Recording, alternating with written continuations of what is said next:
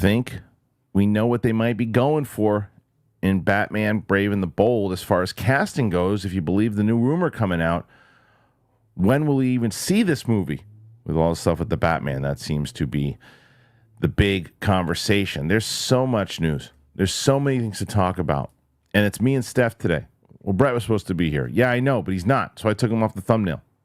We'll discuss that. But it's me and Steph, and we're going to have conversations. You guys are going to have a conversation with us. So it's the Kristian Harloff Show. It's me and Steph. Here we go.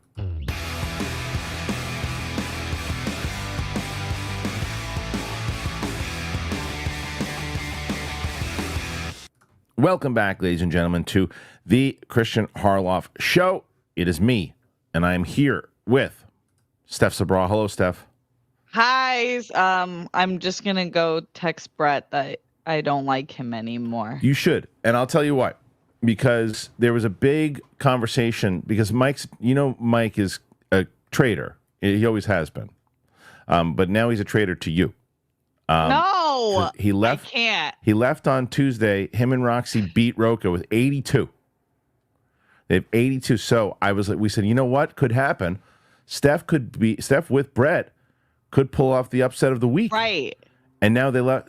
Not only did Brett leave you on your lonesome, Mike left you on your lonesome. So now we got to try to do this together, because I got bad news for you. When I'm by myself, Mike, I didn't even crack 10 yesterday, Steph. So you're in the shits. Oh my gosh, this feels sexist, yes, anti-Asian, racist, the whole thing.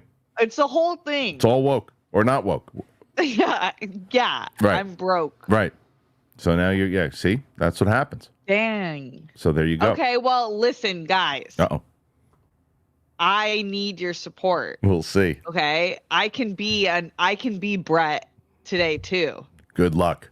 80 he does have a good excuse for why he's not here, but nonetheless, he's not. So Steph's going to text him and say we could have been the champs, but we'll see. But we've got a lot to talk about in the interim. So we will be doing these questions, and as we kid and are serious at the same time, you want to throw in your questions, you can do that, and we'll get to them at the end of the topic.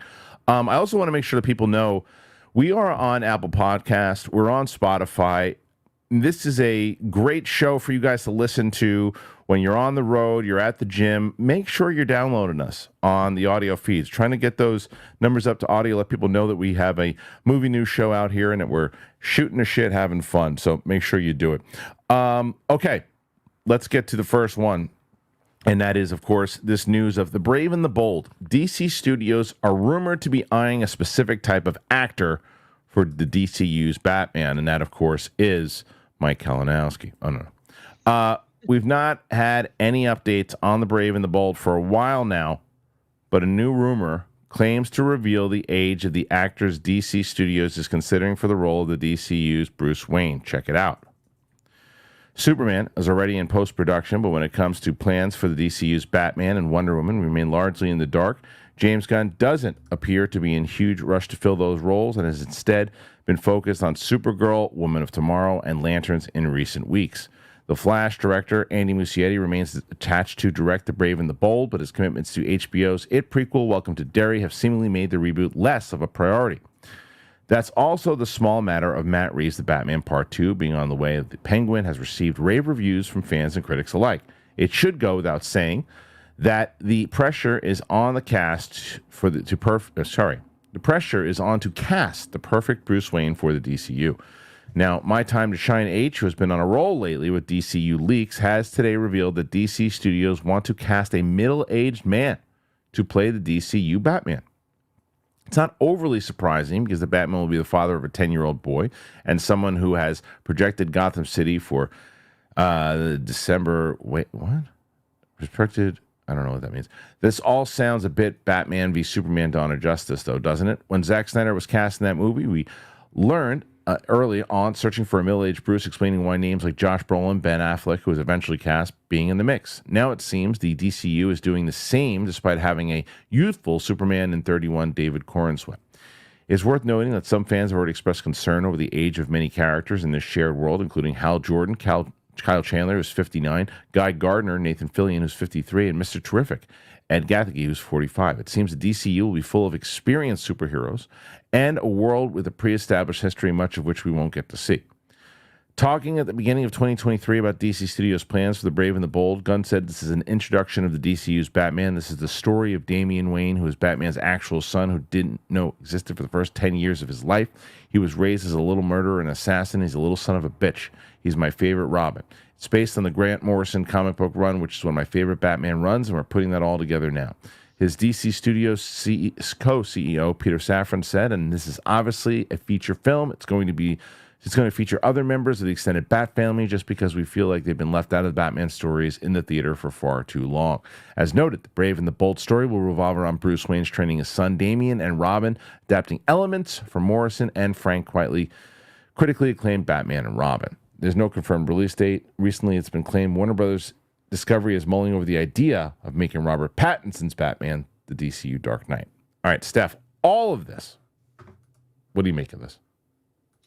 I like the description that Gunn is going with of the character and becoming this murderous type reformed Robin. I think that's cool. I never saw the Batman v Superman movies, so I'm not as familiar with the storyline as much. Okay. So to me, this seems exciting. I have no problem with the age thing. Yeah. I think that's super nitpicky. I get if you're trying to have,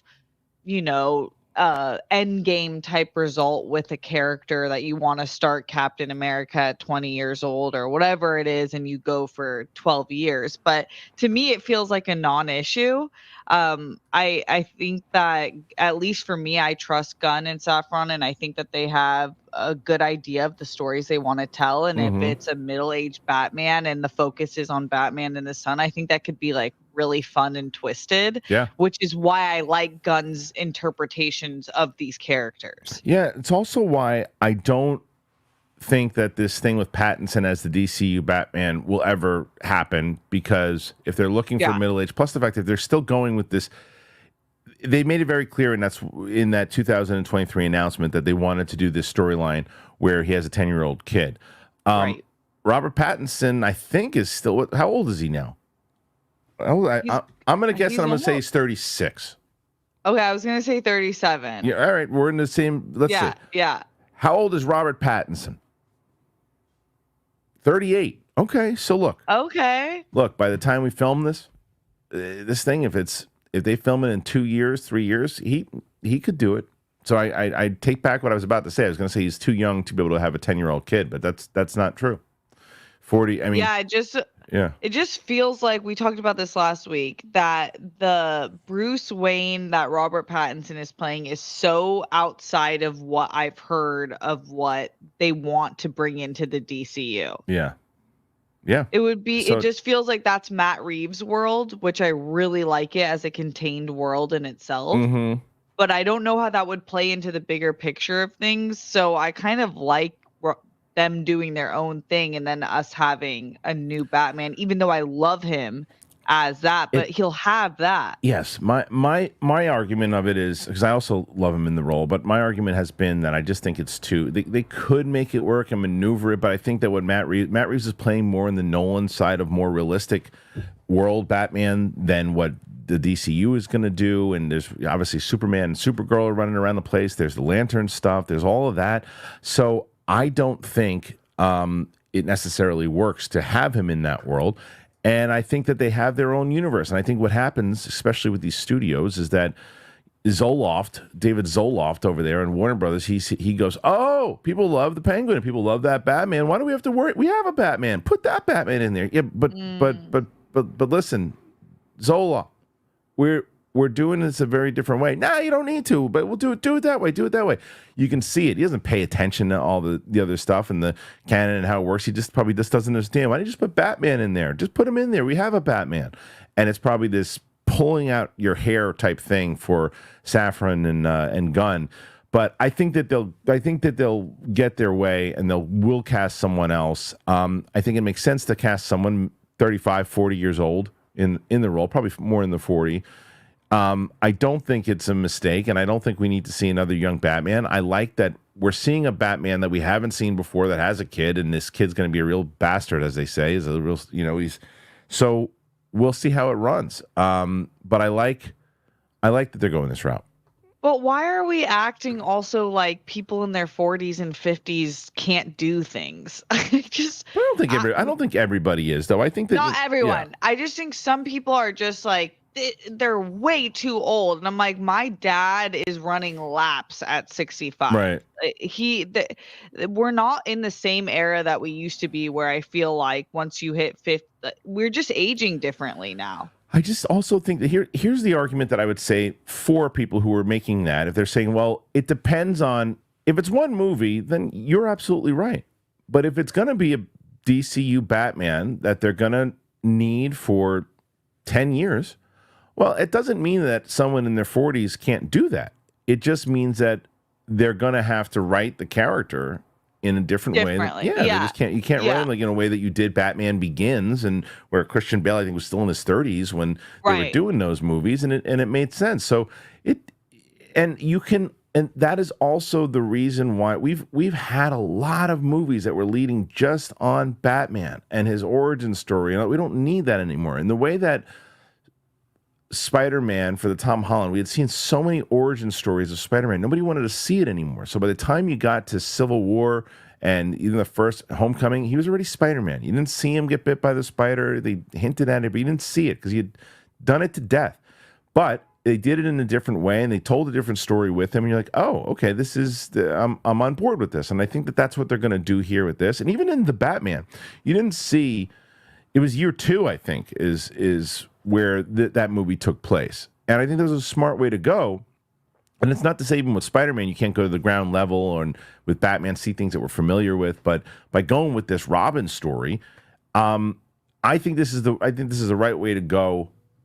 And it's funny because we said Pattinson's almost 40 years old, but he seems to be playing a much younger Bruce Wayne in the movie, though, right? He seems like he's in his late 20s. He's like, in his 20s, still like Bachelor era. And I would say that I would argue that the other thing that I would like about a younger actor is that they're less likely to be going for the most famous actor.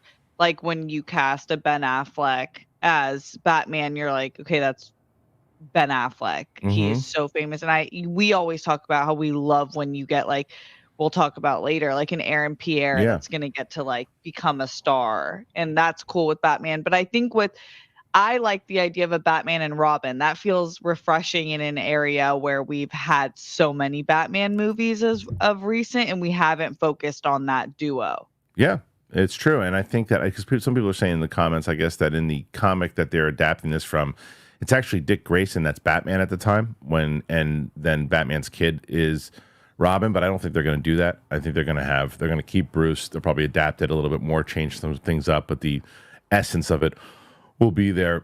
And it does also play, if this kid is supposed to be, an assassin or whatever he was too, I like this kind of darker, more mature thing that they're doing with the DCU in general, because we'll see what happens and how they do Superman, because Superman's going to be the more Boy Scoutish that he's always been. They're going to get that more pure Superman that we haven't seen in quite a while. It doesn't mean that the people around him aren't going to be horrible. But you also have the Green Lantern in that show, one of the Green Lanterns in Nathan Fillion.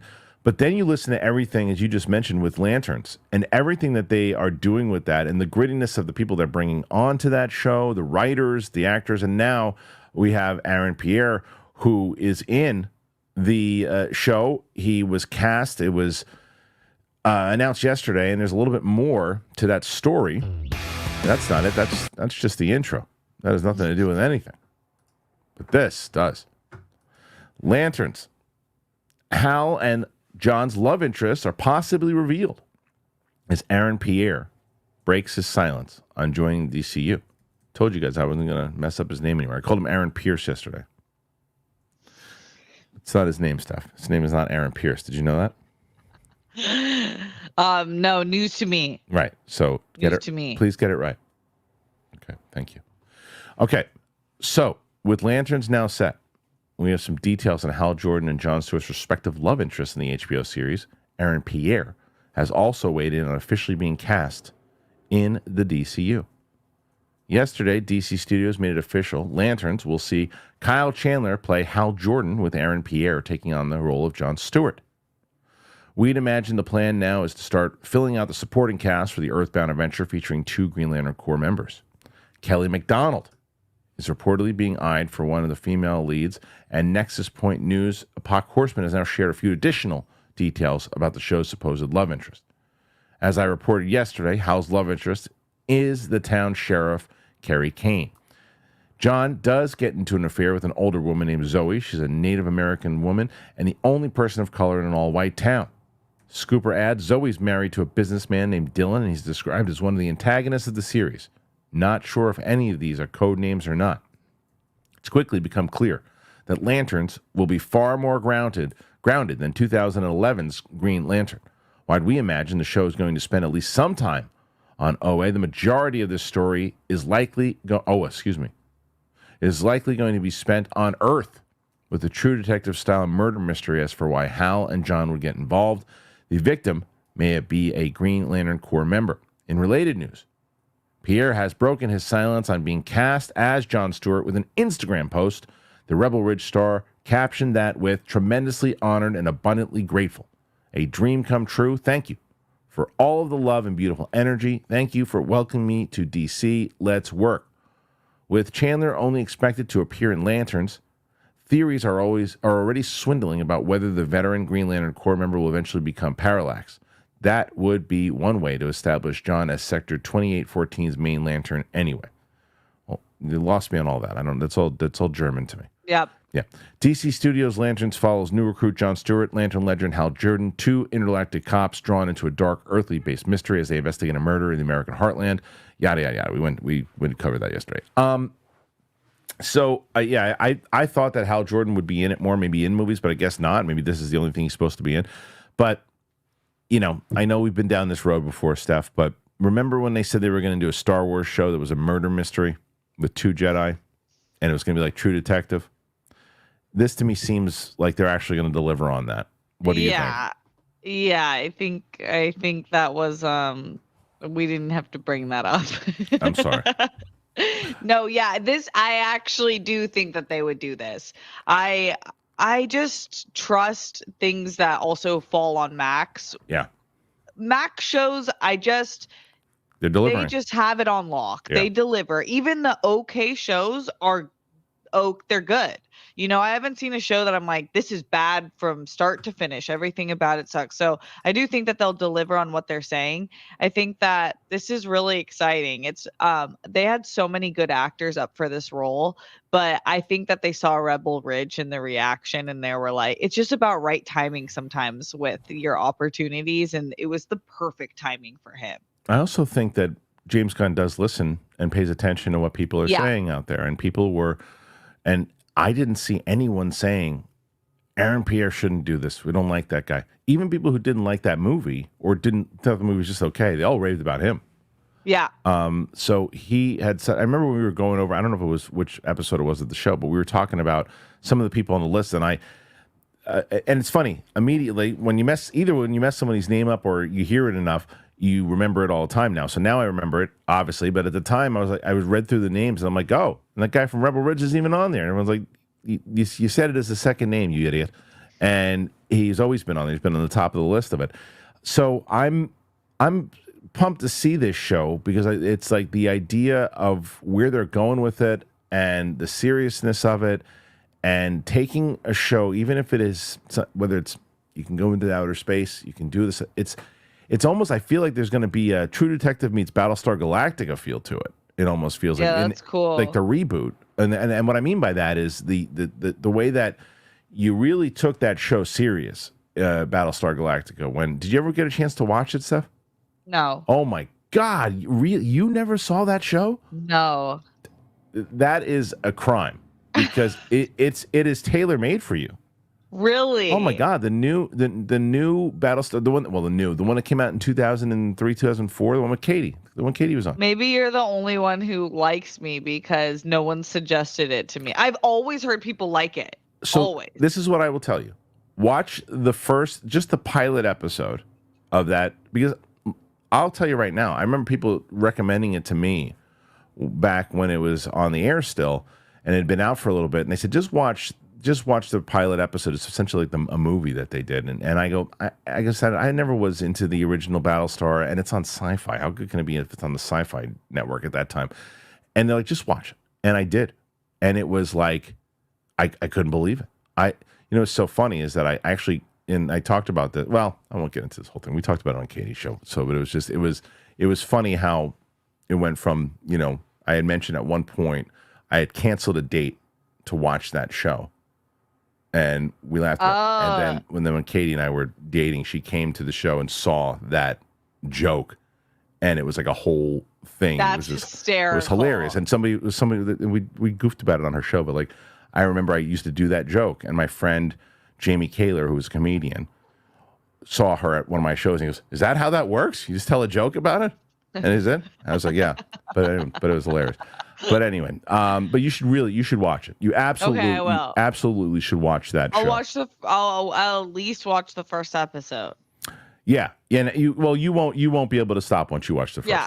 So yeah, you should. You'll love it. But if it has that feel, if it's got that feel of Battlestar meets True Detective on a DC show, and look what they've done with the Penguin, where you're going to have that freaking, have you been watching Penguin, right? Oh yeah, and you love it. Love it. It's Breaking Bad meets Sopranos.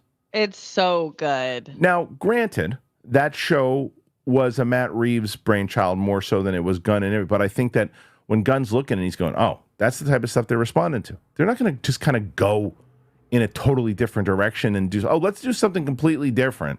Now let's do something goofy. This universe, to me, it's got potential, Steph. Yeah, that's definitely something about Gunn that I really appreciate, is that he's consistently evolving and he's staying true to himself, but he's understanding that this is a business for the audience, and he's not like too pretentious to understand that the audience matters. And it really, I think that's why people love him so much, because it really feels like he's making movies for them. Yeah. And so I do think he'll definitely take from it. I would be shocked if we didn't get some Gunn humor and gore. Right. But I think that mixture could work, like taking bits and pieces of the grounded universe that they've created with Penguin and the Batman, and then extending it out with his style. He's also not directing it, though. Yeah. So, I mean, he's just giving. I don't think he's going to make people do his style of stuff. Yeah, I always forget he's not directing all the time. It was he's not going to. Yeah, and so he's going to let people do their thing. And I think for him is he's understanding what's working in the space, not just in television in general. He's going to say, okay, let's do that. Like, why not shoot for the stars when it comes to how the show's written? And break barriers and say, look, we have a superhero show that got nominated for a bunch of Emmys and won a bunch of Emmys and acting awards and all that. Like, go for it. You know what I mean? Like, don't just because they pigeonhole you, put you in a spot where it's hard to break out of, doesn't mean, oh, well, we need to just blow this thing up and make it seem like, a total spectacle, because that's what everyone expects anyway. Right. No. Like, look at Andor. It's got critical acclaim, and it was at the Emmys, and it was completely respected as a piece of art that's outside of the big Star Wars, MCU, DCU galaxies. Yes. Yeah. So I'm pretty pumped about it. I think it's it looks really fun. I'm excited for it. So I ask you guys, put your thoughts in there. Put your comments in there. Tell me what you think about not only the cast that's been set so far. Where do you think it's going to go with Arron Pierre? Is he going to be the lead after this show? How are you feeling about the show in general? What say you? Put your thoughts in there.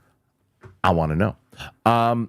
Okay, we have other things that we're going to talk about. We have other things we're going to discuss. Before we do that, I got to tell you guys about AG1, baby. It's AG1 time. Tell you about them. Be right back. Here you go. Let's talk AG1. I love AG1. I had it this morning. I love it.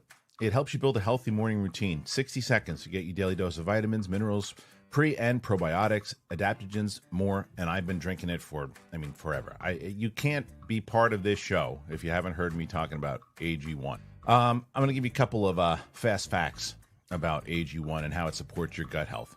It contains prebiotics, probiotics, and gut-supporting ingredients to support your digestion, reduce bloating, and keep you regular. In a research study, 80% of participants noticed less gas and bloating after 30 days of drinking AG1. For me, I've had a lot of changes since I started to. I sleep better, better gut health, my focus, stress, all of it. It's just great. AG1's powder form makes it easy for your body to digest and access the nutrient-dense ingredients in the formula. I mean, they've been around with us for so long because so many of you guys have been doing it also. You've been getting AG1, you've been checking it out, you've been changing your routines, and it's worked. So if you want to start and notice the difference for yourself, it's a great first step to invest in your health, and that's why they've been a proud partner of mine for so long. Try AG1 and get a free bottle of vitamin D3, K2, and 5 free AG1 travel packs with your first purchase at drinkag1.com/bigthing. $48 value for free if you go to drinkag1.com/bigthing. Okay, Steph, we got some more stuff. Are you ready? Yep. Well, before we do that, you want to know what your total is right now? You think Yeah. You think that's not going to work for me. That's not going to work for me. Hold on. Don't do that. That's just dumb. Don't do that. It's dumb. What happened? Not just people. So what I was going to tell you is right now, you are trying to catch up to Steph and Mike, your former friend. What do you think you're at right now? He's at 82. Okay, maybe 15. It's not too far off. 13. Okay. You need a boost. We need a boost. We need a boost. Okay, so let's get to. Do you like the scary movies? I always forget. No. You don't like the scary movies. What about vampire movies? No, some of them. I know this is gonna actually make horror fans across the world cringe, but I like the horror movies that are more focused on the psychological. Yeah, me too. Aspects. Yeah, the thriller stuff. I like the psychological thriller, like Conjuring and that kind of stuff, right? Yeah, me too. And like Get Out. Yeah, and me too. Like those types of movies where I'm like, whoa, I'm thinking about this. Yeah, me too. I way more feel like that. Than the slasher stuff and the gore. Nope. Never seen a Saw movie, probably never will. Nope. I had to see one and I was like, wow, people do this to themselves? Yeah. I'm not a big fan of those types of movies. However, I do like really good movies when they're put together on like you said. Right. I can take some scary monster stuff, and one of those, and I love Robert Eggers. So this Nosferatu, the vampire movie, oh boy, sign me up, because Nosferatu wants scary vampires again. Robert Eggers' long gestating remake of the early cinema horror classic Nosferatu is finally coming to cinemas this Christmas. With the film The Northman and The Lighthouse, director is bringing all of his usual visual style to bear, resulting in some wonderfully evocative trailers thus far. One thing kept under wraps is Bill Skarsgård's new take on Count Orlok, whom we've only glimpsed from behind so far. The reveal looks like it's being saved for the film itself, which I love. In a new interview with Total Film, Eggers says the aim of the film here is to make vampires scary again after Twilight, and others have turned them into either sexy desirables or comedic punchlines. He said, we've gone all the way to Edward Cullen, where vampires are not scary.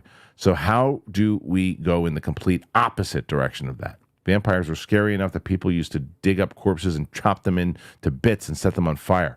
I think we deserve a scary, smelly corpse again. Skarsgård reportedly worked with an opera coach to lower his voice by an octave. He also shed a bunch of weight for the film, which also stars Lily Rose Depp, Nicholas Hoult, Aaron Taylor Johnson, and Willem Dafoe. Okay, this is one. Bill Skarsgård is great. Yeah, he is great, and I'm also happy to hear that he's doing this, because as bad as The Crow bombed, it's not going to hurt him. You're not going to hurt him. No. Not going to hurt him, because sometimes you star in a movie like that and it bombs that bad, could hurt you. Doesn't hurt him in this one. But does this interest you at all?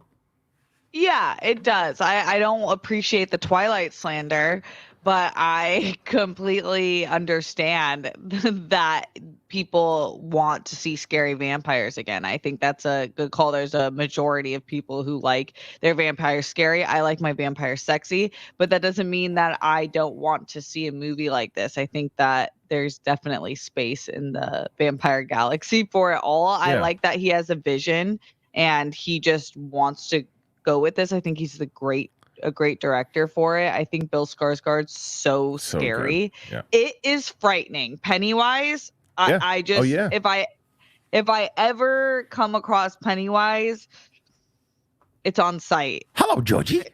Oh my gosh, no. And I'm in the red. Oh no, he's in a yellow jacket. Right. Red balloon. Hello, Steffi. Oh my God, no. Yeah. So I have no fear. Nope. This is also another way that I know that he's got your respect. Robert Eggers, the director, is that you're even considering watching it after he took a dump on Twilight. I know. I do like him. Like The Witch is good. Yeah. I liked that movie. It is interesting what you're saying about Bill Skarsgård, because he has Boy Kills the World and The Crow both didn't do very well, but they were, but no one really seemed to care, which was interesting. They didn't care about him. Now, I'm still so confused in how Rupert Sanders continues to. I guess he's kind of Twilight related to Jason. He was the one that broke. He was the whole reason that Kristen Stewart, or what's her name? And what's his face broke up. Robert, but it's but I don't know how that guy keeps getting work. None of his movies. You go to his resume. His movies stink. He's got to be great in the room. Now it should be harder for him to get big movies like that or big budget movies like that. But Skarsgård, no, it shouldn't hurt Skarsgård at all. I'm sure he was great in the movie. I haven't seen it yet, The Crow, but he's always good. You know, he was also really good in John Wick 4. Oh yeah, totally. Yeah, he was. And he's in Barbarian too, right? He's in. I didn't see it, but I think the answer is yes. Like Barbarian's a scary movie, but it was so good.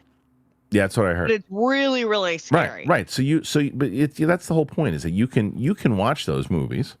Yes. Yeah. If you tell me, if someone like Dorina or you was like, no, this one, like, you should watch this one. I will tell you, though, Roxy said the best thing about Dorina the other day was what cracked me up. She was talking about Interview with a Vampire, and Roxy, as you know, hates the movie. She saw the movie recently and hates hilarious. it. But a lot of people were recommending the TV show itself. Right. And saying how good it was. And she goes, well, Dorina told me, she's like, Roxy, this is the best show on television. And Roxy goes, girl, you watch one show. It's the only show you're watching on television. So you can't, she's like, I watch everything. She's like, you can say you really like it. You can't say it's the best show on, you don't watch anything.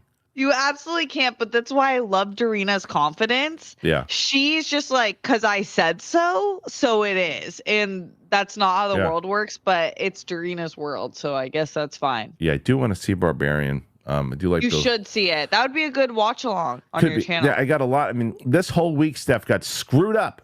Because I had a little one that got sick. Sam got sick. Yeah, Sam got. Is it already that season? Yeah, she's been out since she's been out of 104 fever. She's been out of it for like 4 days, and she didn't. My soprano. Yeah.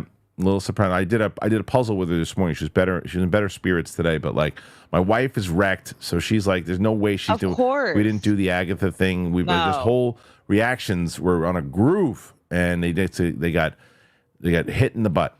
All it takes is one of those things, and your whole schedule just gets all thrown off. But I'll tell you, well, the other thing that for sports, for me, big Yankee fan. And Giants fan, and it's been hard over the last couple of years, especially living with a bunch of non-sports fans, to be able to watch stuff without watching a little bit of it, and then it's like, oh, can we put Bluey on or put something else on? And I was able to watch both the Yankees and the Mets yesterday. They both had great games, but I was also a big UFC guy, and now I'm working with Matt Serra a lot, and like today we just did, I don't know, for people who are UFC fans, they're going to like this. I like UFC. Well, so how long have you been watching? A long time. Okay. Do you know who Frankie Edgar is? Yeah. Frankie Edgar, former lightweight champ. We had him on Matt Serra's show today. We just recorded an episode. Oh, that's cool. They talked about Van Damme. If you ever get the spider, let me know. Oh man, Anderson Silva. It's funny. Yeah. I wonder. I don't know how. I don't know how if his English has gotten stronger, and I'm not sure. Right. But to watch him and Sarah talking about whatever is hilarious. I know we're having. We had him. Frank Mir was another big someone I love. Great. My dad likes him. He was a wrestler, right? Yeah, jiu-jitsu. I think he wrestled also, but more jiu-jitsu. Jiu-jitsu was his thing. Yeah. And so he's we got Frank Mir coming on with Frankie Edgar. We just shot the episode with Frankie Edgar's awesome. So I'm excited for people to see that on the more and more people. Everyone loves Matt Serra. People have been reaching out to him. Because you know what it is? He's a guy that doesn't like to reach out to people and he feels like he's bothering them. But I'm like, Matt, it's your show. People are going to want to just bullshit with you. Right. So, so he's been doing it. He's Matt Serra's East Coast too, right? So you don't get more East Coast than Matt. You're like super East Coast. Yeah. There's something just inherently funny about you. Matt Serra, I gotta get you. I don't think have you ever done a show with Matt Serra? I don't. No, you would remember. I don't think so. No, I think you've introduced me for sure, but we haven't done a show together. I don't even know if I introduced you. How? I think you did. I think we follow each other on Instagram. Okay. So maybe through conversation here and there, but like let me not lie though. Let me check. Maybe. But either way, we should probably get you guys on a show together because he's the best. Really, really great guy. All right, we got more stuff to talk about before we get the questions. You're almost at 20, Steph. You're almost at 20. Oh, nice. Yeah. Let's go. Yeah, we follow each other. I wasn't lying. Okay, whew. I believe you. We're building up. Have you been following this Joker 2 drama? Oh my God. You have been? Yeah. So much. Did you see the movie? No. Oh, okay. I told you it's not a I don't want to say I always support the theater, but there's certain movies that aren't for me in the theater. That one's I know it's different than the second one, so we might go see it this weekend. Than the first one, but the first one was very unsettling for me, and my anxiety was like, see this at home. Yeah, I think this one's not as much. There's still it's still so like maybe we'll go see it just to support because now I just feel bad. Yeah, I don't. It doesn't matter how you'd have to see it from today until the day you die in order for it to make money, and even then, it's probably a long shot.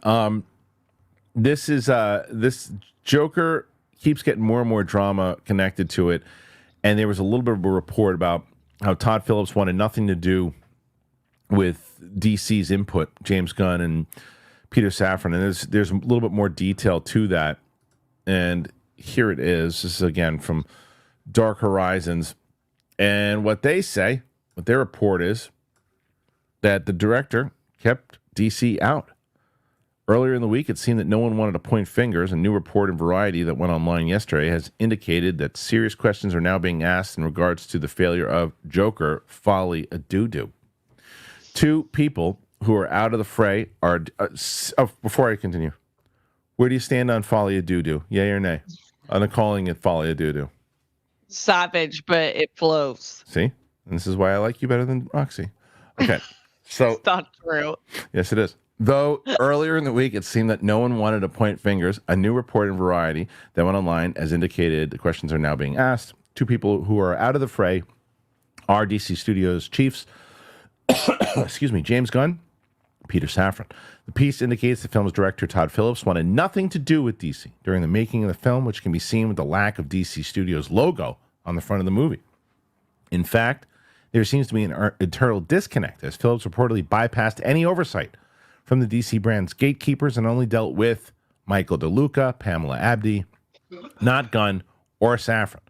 The DC pair did reportedly attend the early internal screening of the film. Early on, Phillips reportedly met Warner CEO David Zaslav, who allegedly was dying over here, was open to filming the project in Los Angeles if the director would make the sequel at a lower price point. Phillips insisted on shooting in LA, and the film's high budget was maintained. Sources for the trade say that the studio did not want to debut the film at Venice, but Phillips pushed back and got his way. Phillips also refused to test screen the film, making the Venice premiere the first time an audience outside the studio saw it. One source tells the trade no one could get through to him, and the one thing about genre stuff, if you don't listen and pay attention to what the fans expect, you're going to fail. A WB spokesperson tells the trade studios always supporting shooting in Los Angeles and supported the Venice premiere. Yada, yada, yada. Film reportedly needs to make at least $450 million theatrically to break even, a scenario that seems unlikely.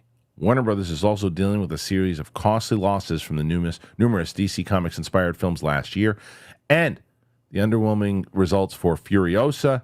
It had a few hits as well, Beetlejuice, and Dune Part 2, and Godzilla and Kong, New Empire. But meanwhile, Gunn responded on social media to a question about test screenings for future DC projects, to which he responded. This is important. Yes, I use test screenings as a way to make films better. I think they're helpful, as long as you aren't slaves to them. They're good for seeing in general what works, what doesn't, and what potential confusions may be. That said, this isn't me saying Joker Folie à Deux didn't have test screenings. I have no clue to whether it did or didn't. Joker Folie à Deux is expected to see a fall of anywhere from 60 to 75% in its second weekend at the box office, and could well fall off the top spot domestically by the end of Sunday. Ouch. Ouch. All the way around. Ouch. What do you make of all these reports, Steph? It's really not looking good, I feel like, for Todd Phillips. Pretty bad. I'm curious, though, that what? It's pretty bad. Yeah, it's pretty bad. I mean, the whole film process is an extremely collaborative process. Mm-hmm. You're supposed to rely, for better or worse, on executives and fans and, the audience especially. And I think Gunn tweeting that just shows why he's such a master at this game. And it feels also very authentic that he really does believe that, and then he executes that. Yeah. I think he did a good job by saying it's not about that. When reality it is. It is, yeah. But it's not. I don't like when people go at each other publicly like that. Especially because Todd Phillips he's a great artist and director. Some people have misses. It just seems like I've met some people, and Rox and I talk about this all the time, when we meet people who are like so attached to the project, when they're like writers and directors on a project, sometimes they lose sight of other people who do matter, and it's like only about this specific vision that they want to execute, and it kind of gets this clouded judgment. Mm-hmm. And it usually doesn't end up well, because the watching movies is a universal process. Yeah. It's not just like, if you're making the movie just for you, just make the movie just for you. But you can't make it just for you if it's a $200 million budget. Right. That's the part that's crazy, and I was thinking of you, was when they're like, if it's true that they wanted to make it for less in LA and he refused, I was like, oh my God, Kristian's probably blowing a gasket. Well, but it's like, it's one. Here's the thing where I understand, and yet the gamble didn't pay off, and in his train of thought, because the difference is sometimes where I would push back against myself here is, okay, look, here's a guy that took the Joker, the first movie, Joker, had a very limited budget. They were going to push it back. They weren't supporting the movie at all, really, and they didn't think it would do very well. And he goes, hold my beer, watch this, watch what I do with Joaquin. Not only does Joaquin win an Oscar on it, it makes $1 billion. $1 billion on a rated R movie. So he's walking in with this huge head, and he's like, I don't know if I want to make a sequel. And they're like, make a sequel to it. He's like, okay, well, if I'm going to make a sequel, here's what I get. I want to make it this. I want to do that. I want to do that. When you get in the same way that I wouldn't push back on The Dark Knight having a bigger budget and Nolan wanting more stuff because he proved his worth with a smaller budget in Batman Begins. I get it. But the problem is, when you're taking you got to also understand. I just feel like his approach and his creative approach was wrong, and it was the wrong gamble. It didn't work, because you're not taking any notes from the guys who know the comics. Like, well, it's not this movie. It's not that comic. We're so outside of what the Joker is. Yeah, but we talked about it in spoilers and everything too. But you've already established that you did get to where he became the Joker, and then you just negated all that. That's part one. The other part of it is that here's some people who are telling you, screen this thing, don't do that, don't do this, and you're not listening at all. Now, the flip side of this, if the movie would have opened at $150 million and done gangbuster box office outside of this, and the same thing happened, then he would be a genius. Like, leave him alone. Let him do his thing. He knows what he's doing. Stop trying to get involved, stupid executives. All right? And like, in the way that J.J. Abrams, from what we heard and what the reports are in The Force Awakens, didn't listen to anybody. Didn't want to hear anything from anybody about how he was making Star Wars movies. Didn't want to hear about the creative stuff from the Star Wars people around the horn. I don't care what they tell you. That's what happened. He didn't want. He just wanted to make a J.J. Abrams movie, Star Wars, and a fan Star Wars movie, and he did. It made $1 billion. It made 1.4, 1.5. So didn't matter. None of those reports came out. Well, J.J. wouldn't listen. J.J. wouldn't listen because it didn't matter. He made you $1.5 billion. If Todd Phillips didn't listen to anybody and it made $1.5 billion, nobody would have cared. Well, if a report like this comes out and they go, well, he wouldn't listen. He wouldn't listen to James Gunn. He wouldn't listen. They wanted to do test screenings, and he didn't do it. You'd be like, who cares? Made $200 million opening weekend, but it didn't, and that's why people care. No one cares if you win, but if you lose, then all of the things pop up that could have gone wrong on the way to that. It is strange not to do. It almost feels like from the list of things that he pushed against and didn't do, like it was almost like this personal thing of just being like, no, even if maybe if it was the right thing to do. What I'm surprised about is that I guess I underestimated that hardcore fan base of Joker, because when we were talking about it last week, I was like, I still think they're showing up no matter what. And maybe they did, but I guess they're a smaller number than I thought. It just felt like such a massive amount of people were hardcore Todd Phillips Joker fans. I think there were. I think there were. And I think a lot of them pushed back against this version. And I've seen videos of people. I think it's excessive. I saw this one guy who was on TikTok or whatever he was, and he said, this movie's trash. This is the worst. And he's running up to other people and saying, don't see this movie. It's horrible. It's like, what's it? It's like, that's your job, is to tell people not to see it. Let them figure it out on their own. Silly. No, it's like, this movie, I'm trying to save people. It's like, let them figure it out themselves. Like, what's the point of that? But it's so, but it's not to say the guy wasn't passionate about the first movie. He really liked the first movie, but he felt slighted. And I think that goes to your thing, is I think when you go after the core audience, no matter what your project is, always has to be the first priority. If the core audience doesn't feel like they are on board, respected, listened to, they're out, you're done. You're rotting from the inside. You're seeing it with Star Wars, and you're seeing it here with this movie. It's just the fact that it was projected, Steph, at one point to make like 120 to 150, and it didn't even make 40 million its opening weekend. Yeah, it made 38 or 37 million, whatever it was. That's huge. That's huge. Yeah.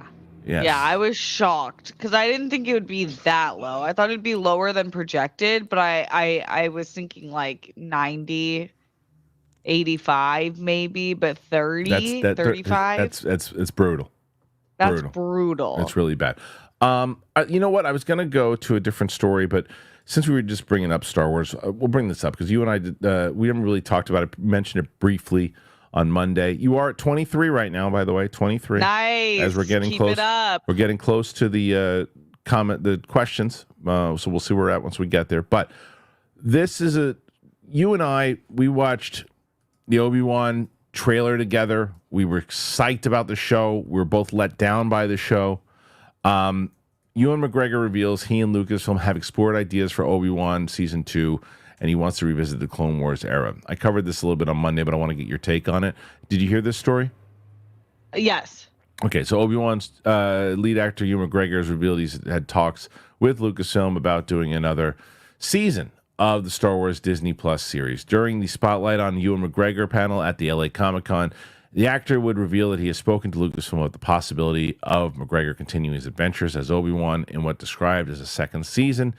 McGregor also noted he wanted to wear the character's armored attire that was depicted in the Clone Wars, and that he hoped to act in more flashbacks with Hayden Christensen. No actual footage of the event is available, yada yada. As it stands, Lucasfilm has consistently labeled Obi-Wan Kenobi as a limited series with a beginning, middle, and end. But people at the company have never shut down the possibility of a continuation or future appearances for Ewan McGregor as the character.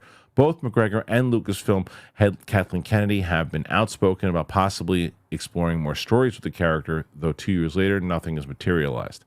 Prior to the release of the 2022 series, McGregor had briefly reprised his role in a voice-only capacity as an advisor to Rey, both The Force Awakens and The Rise of Skywalker, All indicators are that Obi-Wan Kenobi is one of the most successful Star Wars projects created for Disney Plus, garnering high viewership relative to other shows.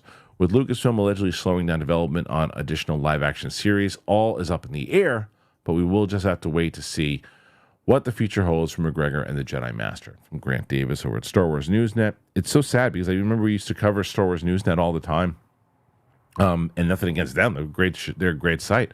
I just go and I was looking at some of the news stories for Star Wars News, and I'm like, there just isn't that. Remember, even when we started Sith Council, there was consistent news like every day. And now it's just like either it's stuff that you're like, who cares? Comics, no one's really reading those anymore. This, that. And then I was like, okay, here's a story that, yes, we covered it on Monday, but I want to see what Steph is saying. Do you think, though, that they can pull it together? Because, yes, it was successful as far as ratings, but I don't think it was successful in regards to fans in general. I think a lot of people liked it, but I do think there's a lot of people who didn't. Do you think that they're going to go forward with Obi-Wan and do another thing? I'm confused because I think that if they really take this time, because it seems like they're kind of in this pause moment, just like getting out what they announced and deciding where they want to go next, then I don't think so. Because it feels like, to me, the natural next step would be to move on and go far back in the galaxy or far forward where we don't know anyone and maybe only have mentions of people who are like Yoda who have been alive for so long. But I think that they probably will. Yeah. I think they will. I think they'll do it, and I think that they're probably. But I hope, which will most likely happen, it'll probably happen out of desperation because they're going to want to try to find. Well, people like Obi-Wan, but the question is: are you going to make an Obi-Wan show, or are you going to make an Obi-Wan and then invite a new character that nobody cares? Hey, we got Carrot Top to play a Jedi, and it's gonna be Carrot Top on one, and then it's going to be Obi-Wan. It's going to cut back and forth. We're going to get a lot of Carrot Top, and then we're going to get Obi-Wan. It's like no one wants to see Carrot Top. Everybody wants to see Obi-Wan. If it's an Obi-Wan show, make it about Obi-Wan. So I wonder if they're going to do that and if they can get it together and understand in the same way that we're talking about that Lantern show.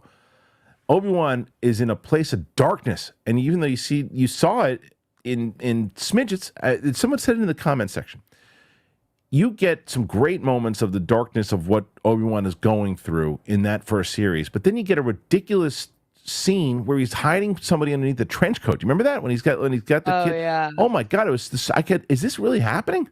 And then the Benny Hill scene, like all that, like that scene. It was horrendous. So I don't think, and as much as, and you and I raved about the choice of Deborah Chow when they brought her in, I think she was the wrong choice. I think she was a great director to have do like an episode or two, and her episodes of Mandalorian were fantastic. Masterful, to even use that word. But I don't think she was the right choice. I don't think that her creative choices for what she did with Obi-Wan worked. And I wonder if they would bring her back or have somebody else do it. I think that it should be the latter if they're going to do it. And treat it like Andor. But I don't feel like that, especially if Filoni is running the ship. I don't feel like that will happen. I think it'll be more kind of in the zone of in the tone of Ahsoka. Yeah, I loved some episodes and I liked all the episodes. I didn't not like any of the episodes. I liked the Obi-Wan series. So it's not, but I do think that there's room for improvement for sure. So I still trust Deborah Chow. I think that if, like we've been talking about this whole episode, if she's a type of creator that can take the criticism and then kind of see where it forms into her own opinion and then make a nice little new mixture, then I think it can be really good. It's still Ewan McGregor. I would love to see him as Obi-Wan if it's the right show. Let me ask you a question about that when it comes to taking the criticism. And this could just be maybe a bias that is not founded in anything. Well, it's founded in some knowledge, but when it comes to Lucasfilm, because if you look at DC and what they said with listening to fan screenings and listening to these things and knowing that there are some things that they got to improve on, does it feel like Lucasfilm just feels like they got it covered and it's the fans that are not getting it? I do think it's interesting. It feels like everyone's taking an introspective self-reflection, including Marvel. We've seen that huge with them. I think that they've said it, you know, Feige has been like, obviously we weren't doing that great. So we had to reshuffle the board and figure out what direction we want to go in. And James Gunn and Safran have clearly been doing that and have the fans at the forefront. It's true. I've never heard a single person from Star Wars, correct me if I'm wrong, say we heard you, we goofed, and we understand what the fans want now. Yeah, I think the problem is this: in the same way that, you know, because people are, it has become this war on it, because there's some people that will say, well, and there's that you can't listen to certain people because you're letting hateful people win. There are tons of hate people out there. There's tons of them. But there's tons of people out there who just generally just don't feel like Star Wars is working and have those conversations. I'd like to think that you and I are in that group. And that, and it's like, and the problem is they're like, well, because Marvel certainly has a bunch of those hate people too. And like you said, they said, well, certain things weren't working. I saw somebody tweet that out. Why would you tweet this out? Now you're just giving it to the hate. No, they're not talking to those people. They're talking to the people like, okay, look, we looked. Sir, I can happily admit there were some things that we tried in Schmodown. I was like, that didn't work. We heard you guys didn't like that. We're not gonna do that again. Even just some things we do in Schmoes, things we did on this show. I'm like, oh, the audience didn't really like that. We're not gonna do that again. The only time I don't really do that, and I don't listen to people when they like stuff. You know what that is? What? Oh, come on, you know, Stephanie, you know, it's me. You can't hear me. They don't like the balls. Some people don't. What can I say? They want to be haters. They want to be haters. You know why they hate us? Because it's hanging? Oh, yes. See, you know. I was going to hit you with because they ain't us, but I'd rather you say that, because that's right. Me and you. I miss when you was single. You know why? Because I'd go out and you weren't there. You didn't know I was in your purse. I was in your purse. And I saw some shit go down. Yep. Yeah, but, you know. Yep, the purse is loaded. Oh, fuck yeah. I know. I'm sorry. We didn't have a chance. No. We didn't have it. We didn't get the proper chance. But that's okay. I like your honesty. Always did. Look at those ears. You remind me of my ex with those ears on. No, that's not what a girl wants to hear. Oh, I'm sorry. Well, I'm not very good at anything. I'm going to go sleep and eat some peanut butter off my own balls. No, that's not true. Wow. I don't know what he's doing. He's got problems. But anyway, so yeah, I know when people don't like things, and you listen to it. Sometimes you do and sometimes you don't, but you acknowledge it. So I just wonder. Yeah, I think that's again always the problem of the internet. It's like you can't win. You either whatever you do, it's like even if you thought you were doing the right thing, it's like you succumbed to the hate. It's like, what? Because I took, like we're supposed to learn in like 100%. second grade how to take criticism. They never admit over there. They think everything's going right, and it's like it's crazy. It's like it's not. It's not going right over there. But we'll see. I think to me, like as I said million times over, I and it won't happen. But they just gotta. I think if I'm I go, look, we took a nice experiment. We like what the video game people and the books people are doing, the comics and all that. We're gonna keep that team. All you TV and film people, we're giving you your notice. Bye now. Time to go. Filoni, if you want to stick around, you can work on animation. But everybody else, bye now. Time to go. Go. You've been working for a long time. Just go to. You probably get different jobs somewhere else. You got to gut that whole film and TV place. Just gut it, and get some new people in there, or sell it to Apple. That's. I mean, Star Wars. Yeah, it'd be great if they sold Disney Star Wars to Apple. Yeah, Lucasfilm. Sell Lucasfilm to Apple.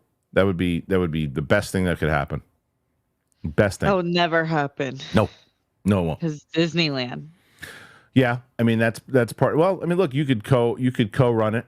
You could if you did it that way. You could co-run. I mean, in the same way, sponsored by Apple or something. They do that. They do it Universal. Like there's stuff at Warner Brothers. There's stuff that they have. And I mean, look, even there's stuff that they do at the parks that they can co-run it on. But I remember like even when like Fox. I remember like Wolverine was running around Universal at one point. So, but no, we'll see. We'll see how that runs out. Anyway, what do you guys think about all this? Put your comments in there. We want to hear. 27, 28 now. 28 are in there right now. 20 questions. And we're going to get to those in just a moment. But I've got to tell you, have you gotten the bidet yet, Steph? No, I need come to. On. You got it. This is it. Wait, I'm going to do it right now. You have to. This is for people who don't know. I've been telling you about Hello Tushy. And it is time now. And here it is. So, I think the last time I talked to you guys was, hell, I told you about it yesterday, I think. Whatever it was. And it is so great. And I've had it, I'm trying to think of the first time I ever talked about it with you guys. I can't remember. Like, Brett was the first one. We had gotten in back in the SEN days. We had the Hello Tushies. And it's just the toilet paper thing. It'll tear your butt up, and you don't want to do that. You can't do that. It's just it's too old school. Also, because it's Halloween season, and you got to wipe that slate clean. You got to back off toilet paper, and you got to embrace a fresh stream of water from a Tushy bidet. Tushy bidet attachments get you 2 times cleaner in half of the time with none of the scary chemicals or gross realities of wiping. So I'm like I said, I got it. It's been to have 2 of them, my place, and it's so great because it just it makes me feel classy. I feel like okay, it's just like that classy thing. I'm like, oh, look at me. I'm like a respected individual when I have one of these things. It easily attaches to your existing toilet without the need for additional plumbing or electricity. The easy part is the installation. It just takes less time. Just even to go to the bathroom. It's under 10 minutes. Toilet paper just smears stuff around, guys. But with the Tushy Bidet's nozzle adjuster, precise clean every time. So every Hello Tushy Bidet comes with a 30-day hassle-free return and a 12-month warranty. So ditch the toilet paper and finally feel shower fresh with Hello Tushy.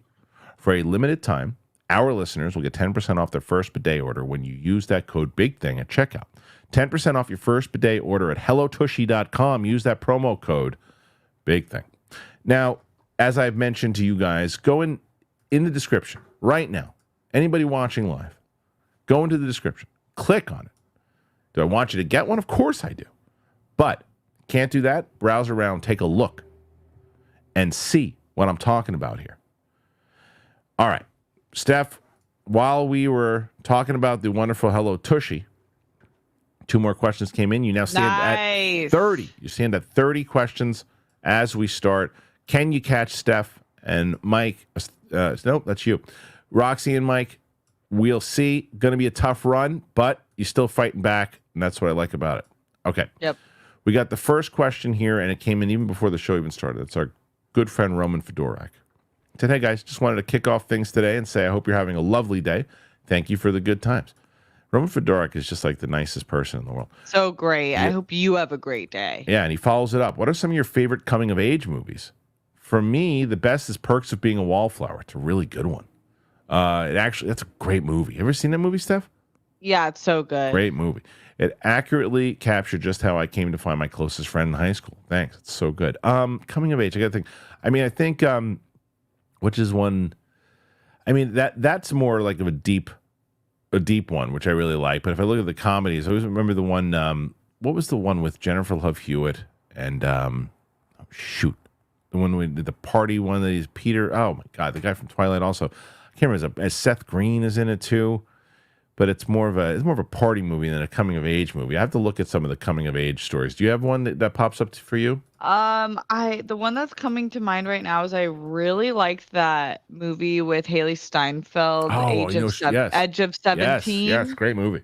Great movie. That one's great. Yeah, The Breakfast Club, obviously. Yeah. There's so many good ones. There's so many good ones. Oh, you know what's a good movie no one ever talks about anymore? Huh? Me and Earl and the Dying Girl. Oh, that was a great movie. Really, that's so true. No one talks about that movie. The other one. No one talks about that. Dead Poet Society is another great one. Oh, well, it's so depressing. I like Stand By Me, even though Stand it's By like Me is young great. coming. Totally. That's such a good one. It's a great one.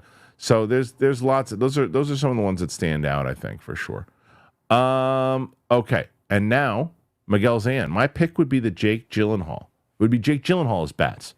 He's probably the best actor out of the fan cast. He's better than Jensen Ackles. Thoughts? Thanks. I like Jake Gyllenhaal a lot, and I think he's a great actor. I feel like what Steph was talking about before is the problem. Are you going to see Batman, or are you going to see Jake Gyllenhaal? Right. Now, the argument could be, well, look how great Ben Affleck did. I like the Jensen Ackles cast because I think he deserves, and that's another reason. I want to see somebody, Jake Gyllenhaal, any actor that's acting is like, hey, of course I would like that big paycheck. I want to be able to do that no matter what level you're at. But especially stature, Jake Gyllenhaal doesn't need it. He doesn't need it. Jensen Ackles needs it. Not that he's hurting in his career, but I'm sort of, to get to that next level, I would rather have Jensen personally, but I don't know how you feel about it, Steph.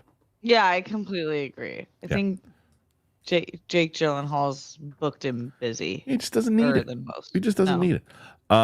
Okay. Cinema Fan 324. Are you guys excited for Terrifier 3? Terrifier 2 has a gory scene where the clown decides to fill a dead body with mashed potatoes and continues to stab something else. No, I have no interest in that movie.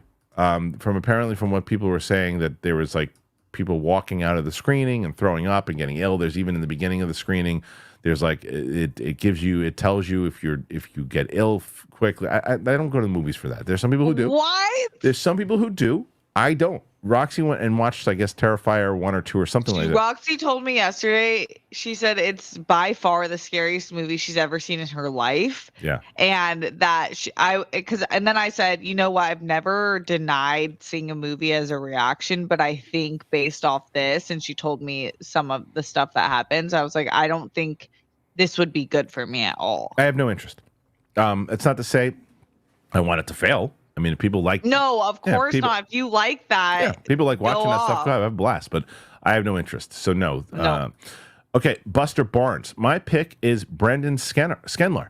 He has the look, build, and aura. Only 34, but he looks older. Batman can easily be later 30s and have Damian as Robin, even with previous Robins. Need a good Bat-Superman dynamic. I don't know. Brandon Skenler. Let me see if I know Brandon.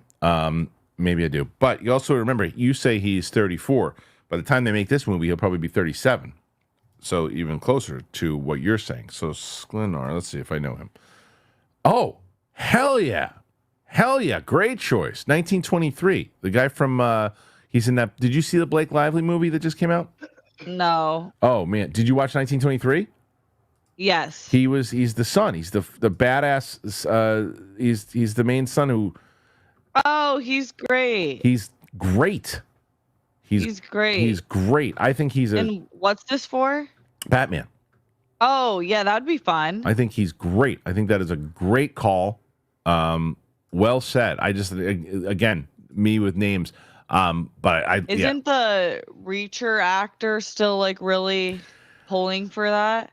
I like Alan Ritchson, but but I don't like him as Batman. He's way too big now. And I don't know. He doesn't. I don't. That kind of Batman. Batman's the whole point of Batman is he's got the suit. He's got everything else too. But to be that big, I know he's in shape. But I mean, come on. I think he's too big to play Batman. Darth Archie. Kristian, I'm glad your family and friends are safe. They are. Thank you. I lived in Tampa area for years. Thankfully, my people are safe too. I'm happy to hear that. The show is a light during dark times, guys. Thanks and peace. Yeah, I was checking in with my family. I mean, my brother and my sister-in-law and my mother stayed at a hotel in the Tampa area, but they were safe. My dad got the hell out of there. He went to more in northern Florida. But man, that place got hit bad. But really bad. But it looks like their places are okay, thank God. And it looks like it went down from category 5, right? I think it was 4 for a brief, and then it dropped to 3, and then it leveled out. Which is still devastating, but it's better than like every house getting blown off. It was ripping the roof off of Tropicana Field. Crazy. Yeah, I saw that video. That was wild. Crazy. Cinema Fan 324. Movie recommendation: Ogle Loves and the Big Balloon Adventures. Carrie Elwes waddling, dancing, and Christopher Lloyd playing a Mexican makes it worthwhile. I don't know if I've ever seen it. And I don't know. Yeah. Not sure, but pretty funny recommendation. I'll tell you that. You're at 36. You're at 36. Nice. Chris Hall, who is your favorite Robin? I don't know if I have one because I don't think it's really. I mean, I'd have to say Burt. What's his name? Burt Ward from the back in the day in the 70s. He's probably my favorite. I mean, if you're talking about actors and voice and stuff too, I'd probably have Winston or Coy answer that. But I don't think it's been done well in live action yet. Steph, what do you think? I completely agree, which is why I'm excited for that interpretation, because I don't have it for my age group. I don't have a Robin that I can think about easily. Yeah, I agree. It just hasn't worked out yet, but maybe they'll change that.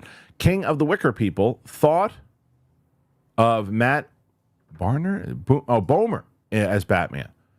He has the look. He does have the look. I'd be interested to see if he could pull it off too. I don't know if but he's at the right age range. He's a good-looking dude. Could pull off the Bruce Wayne side of it. I don't know how grizzled he looks though. Yeah. It feels like he's, who knows? It feels like everyone. I guess he was in Doom Patrol. So was he? Okay. He in Doom Patrol? I don't remember. So, I don't remember. Yeah. I didn't see it. Will Yoon just puts a super sticker in there. Thank you, Will. Appreciate that. Okay, now we have Will who follows it up and says Pattinson playing a different Batman could be fun. Like if they decide that they're going to do it with him and see how he could change it. Yeah, but I think the people would be okay if they switched it up. I think it'd be fine. Luigi Sherry, loving the show, and let's go, Steph. Here's support. Woo! They want you to beat that turncoat mic. Yeah. Hooters, yum, yum, yum. I didn't come up with that. That's the name of the person. The storyline they are adapting has Dick Grayson as Batman with Bruce's son. We are getting very different Batman. Yeah, I don't think they're going to do that, though. I don't think they're going to have Dick Grayson be Batman. I don't feel like that the audience would be ready for that if they just threw that in there with no Bruce Wayne. I don't know. Do you feel differently, Steph? I don't know. I don't really have an opinion on that.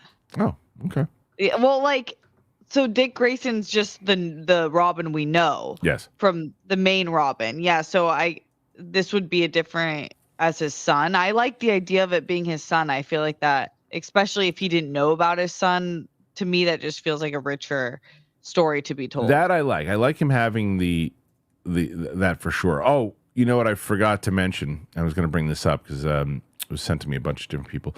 There's a new Karate Kid movie. Oh no, I didn't know that. Yeah. So that was announced a while ago. It's Jackie Chan and Ralph Macchio. They're both going to be in the movie. Yes. So there's actually a name now. It's called Karate Kids Legends. They named the movie today. It comes out next year. It's called Karate Kids Legends. So so I wonder how that's gonna.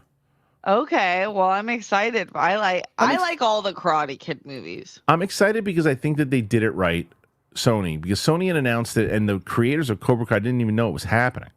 And then they were going to put it out a little bit more and earlier. And then I think what they realized is we can't do, because people are going to be so invested. It was also smart to do this way of saying, let's wait for Cobra Kai to end. And then Daniel's story continues in this movie. Because then you're like, oh, it all ties up. It's like, is it going to be totally something separate? That's what it seemed like at first. But now it seems like it's all kind of looping together. Gopal Sargatharan, who says, need to get Steph's numbers up. They're trying. Yep. And they got Shep right now to 43. So there you go. Nice. Shay Markel. Steph, speaking of horror, did you see the Babadook? No, I haven't. People love that one. People love that one. Jason Traynor. Yeah, that's on a lot of people's top lists. Yeah, people love that movie. I remember when we were back in the Schmoes days, the people on that show wouldn't shut the hell up about that movie. And I said, just because they kept talking about it, I never watched it. Jason Trenner, support for Steph, and I let the English see me do it. Thank you, William. Nice. That's right. Matt McCluskey. Hey, Kristian. First time, long time, since 2016. Thank you, Matt. Not sure if you saw this. Julia Roberts will be inducting Dave Matthews Band, my favorite band, into the Rock Hall next Saturday. You going to be watching? Love the show. I'll watch clips. Makes sense. She was in the Dream Girl video. You remember that? She was. You remember that song "Dream Girl" by? Yeah. She was like the main person in that video. So I think she's a big music person. She loves music. So I think that makes sense, and they're probably pretty close. So that's awesome. Cinema Fan 324, The Substance, goriest and scariest movie. I love it. Oh, The Substance. I still haven't seen that one either. I haven't seen that yet. I heard it's good. Everyone, I haven't heard a bad thing about that movie. Everyone just raves about that movie. Mike Joyce, I watched English Teacher Pilot, and I loved it. What's a recent show? It's so funny that you mentioned that. The English Teacher. That's the Hulu thing, right? Yeah, I just watched the pilot last night. How is it? World Rules. It's really fun. So it's so funny. Great pilot. Okay. So what's a recent show, movie you had low expectations for and you were blown away by? We'll get to that in a second. Agatha. Okay. You're blown away by Agatha? I love Agatha. Wow. It's like not. No, How was the last? I missed yesterday's episode. Was it good? Yeah, it was. Yeah, it was definitely like, what the hell is happening? So my father-in-law called me last night, and he said, I guess the creator of the show is a former student of his. And he's like, would you want me to reach out to him to try to get him on the show? And I said, I don't know anything about this show. I said, I don't really know anything about it, and I haven't heard about it. And of course, I said, so probably not, because I don't know who person is, and I don't hear anybody talking about it. And of course, it's the day after I say that, you say you like the pilot, and Mike Joyce is the best. Yeah, I've heard everyone talking about it. So, so I don't know. Maybe I should change my tune. You should watch the pilot. It's like 22 minutes, and it's just great dialogue. The characters, it feels like they've all worked together for a long time. They have such great chemistry. I'll have to change my tune. I'll tell you, as far as TV shows, something I had low expectations for is watching. When it comes to, I guess I was watching a documentary. I didn't know. I saw Oscar De La Hoya documentary I really liked, and then I watched this Johnny Tapia documentary, boxing. It was really good, and it has nothing to do with really that question, because I probably assumed they would be decent. But like, I'm trying to think what show. Most of the shows are usually recommended things I really want to watch. I think I'm not saying I've been blown away by, but I don't know what I've been blown away by recently that I wasn't expecting to be good. Because it'd be like, I can't say Shogun because everybody told me how good it was. So I don't know the answer to that yet. I have to really. Oh, you know what? I'll tell you one. The Offer. Remember that show, The Offer? I need to watch that. Yeah, about the Godfather. The Godfather making. Yeah. I need to watch it. That's on Paramount. That's on Paramount. So good. Did we talk? I know that you and I talked about Mark Paul Gosselaar on Zach Morris, the one and only. He's on a new show called Found. I don't know if we talked about it on air already. I think was it off air? I think it was off air. I don't remember. So I interviewed him yesterday. Great conversation. Really liked talking to him. I talked to him. Were you a Saved by the Bell fan? It was a little before your time, ahead of my time, but I definitely watched some episodes. It was one of my favorite shows watching that show, because it was just so. It was, you just lost. It was so. I always called it like the. I don't know. It was one of the shows that you just like. It was at 11 o'clock or like 10 o'clock in the morning, but there was something about it. You just got kind of lost in it. And I remember watching. There's a fight between Slater and AC Slater, Slater and Zach Morris, which is Mark Paul Gosselaar and Mario Lopez. And I said, if I ever get a chance to talk to Mark Paul Gosselaar, I got to ask him about this fight. And I talked to him about the fight for like 5 minutes. It was amazing. That's amazing. We talked about that. We talked about jiu-jitsu. We talked about his show Found that he's got on NBC. It's a really fat. Do you know the premise of that show? Found? No. Yeah. So Shanola Hampton, who's the star of the show, she was kidnapped by Mark Paul Gosselaar in his character, obviously, not him, and she when she was younger. And so she escaped and then got the authorities after him, and he escaped and evaded authorities for like 20 years. So years later, she's basically working to help rescue kids. She works with authorities and everything too. She helps rescue kids who have been taken. So she found him and she kidnapped him. And she kidnapped him for like months in her basement and uses him to help find the kids, to go through his psyche and his. It's a great premise. Whoa, that is cool. And they're in season 2 now. So we talked about that a lot. He plays like the main bad guy. Okay. Shay Markel. I'd like to see a vampire movie with a unique take, kind of like 30 Days a Night. That movie has so much personality, and I love the ending. It does have that movie. That's a pretty terrifying vampire movie. It really is. Yeah, I haven't seen that one. Yeah. I think one. that there have been a ton of different interpretations of vampires. Yeah. Even like What We Do in the Shadows is so different. They're totally different. They've been around forever. Mike Joyce. Steph, are you going to see Saturday night? It opens wide tomorrow. You going? Yes. You going this weekend? Yeah, I'm going to go with my family. Okay. Josh Needle. The first Saw doesn't have much gore. It's more about the mystery suspense. The sequel is becoming more about the kills. I think you should give it a shot. Yeah, I heard that. So I saw the first Saw, and it is there is more story than I thought for sure. Okay. And Carrie Elways is in it. Yeah. So it's a good movie. It's James Wan. It's so disturbing, you guys. Like I'm primed for a pickup. Like if there's a person like who's a mass murderer who wants to just pick someone up on the street, I feel like I could just see myself being in that situation. So why would I put myself through that movie? Fair. It's the same. I've never had a desire to see it. Mirror Domains. People are talking. Would you like to see Speed 3 with Keanu and Sandra Bullock? Yes, I would. I absolutely would like to see Speed 3. I know they just did like a whole panel or something together, and she was kind of forced into doing Speed 2, which was a disaster. That movie was terrible. But I didn't see that one. I only saw the first. You don't need to see the second one. The first one is great, and their chemistry is great. They were in another movie together, in Lake House together. I'd love to see them do another one. That would be great. That would be great. Yeah, they have great chemistry. Yeah, it'd be great. 100%. I'd love to see a Speed 3, and I think it would actually do really well. And he's riding a high, and I think she's been out of commission for a little bit because she lost her partner. And so she's. Oh, I didn't know that. Yeah, I think she's been out of commission for a little while and kind of taking a step back. After Bird Box. Oh, it's been. I feel like she had Bird She had a couple, and she had some other movie after that too. That came out. And then now it's been like 2 years. But Bird Box was a hit. Sure, and the other one, she had another movie that came out right after that. I can't remember what it was. Yeah. Shay Markel. I'm choosing between genres and assuming it'll be a big hit. What do you want most? A new sci-fi action comedy or a horror project? Pick one for TV and one for film. I mean, Steph and I are always going to take science fiction. Yeah. Oh, let's see. Choosing between genres and assuming it'll be big, what would you want? A new sci-fi, action, comedy, or horror project? Well, I would love to see a comedy do big numbers like they used to, like Hangover and Wedding Crashers. It doesn't happen anymore. So I'd like to see that happen as far as movie goes.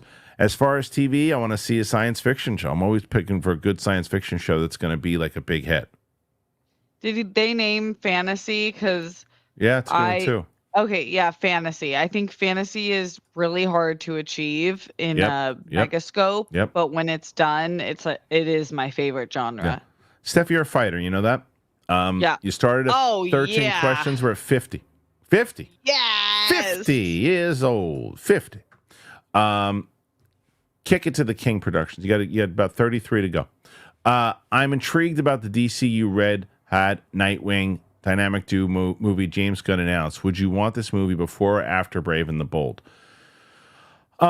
It depends. I mean, I guess it all ties into the DCU. So I would say, I mean, I don't know enough about the lore to say if it can. Ask me that question or maybe I'll re-ask that question on Friday or tomorrow with the guys, because I don't know, because I can tell you, if it fits in, and they're like, well, no, it can't work that way because this, and that. That's why I have them on Fridays also, because they educate me on some of this stuff. Do you know anything about this, Steph, or not really? No. Okay. Shay Markel.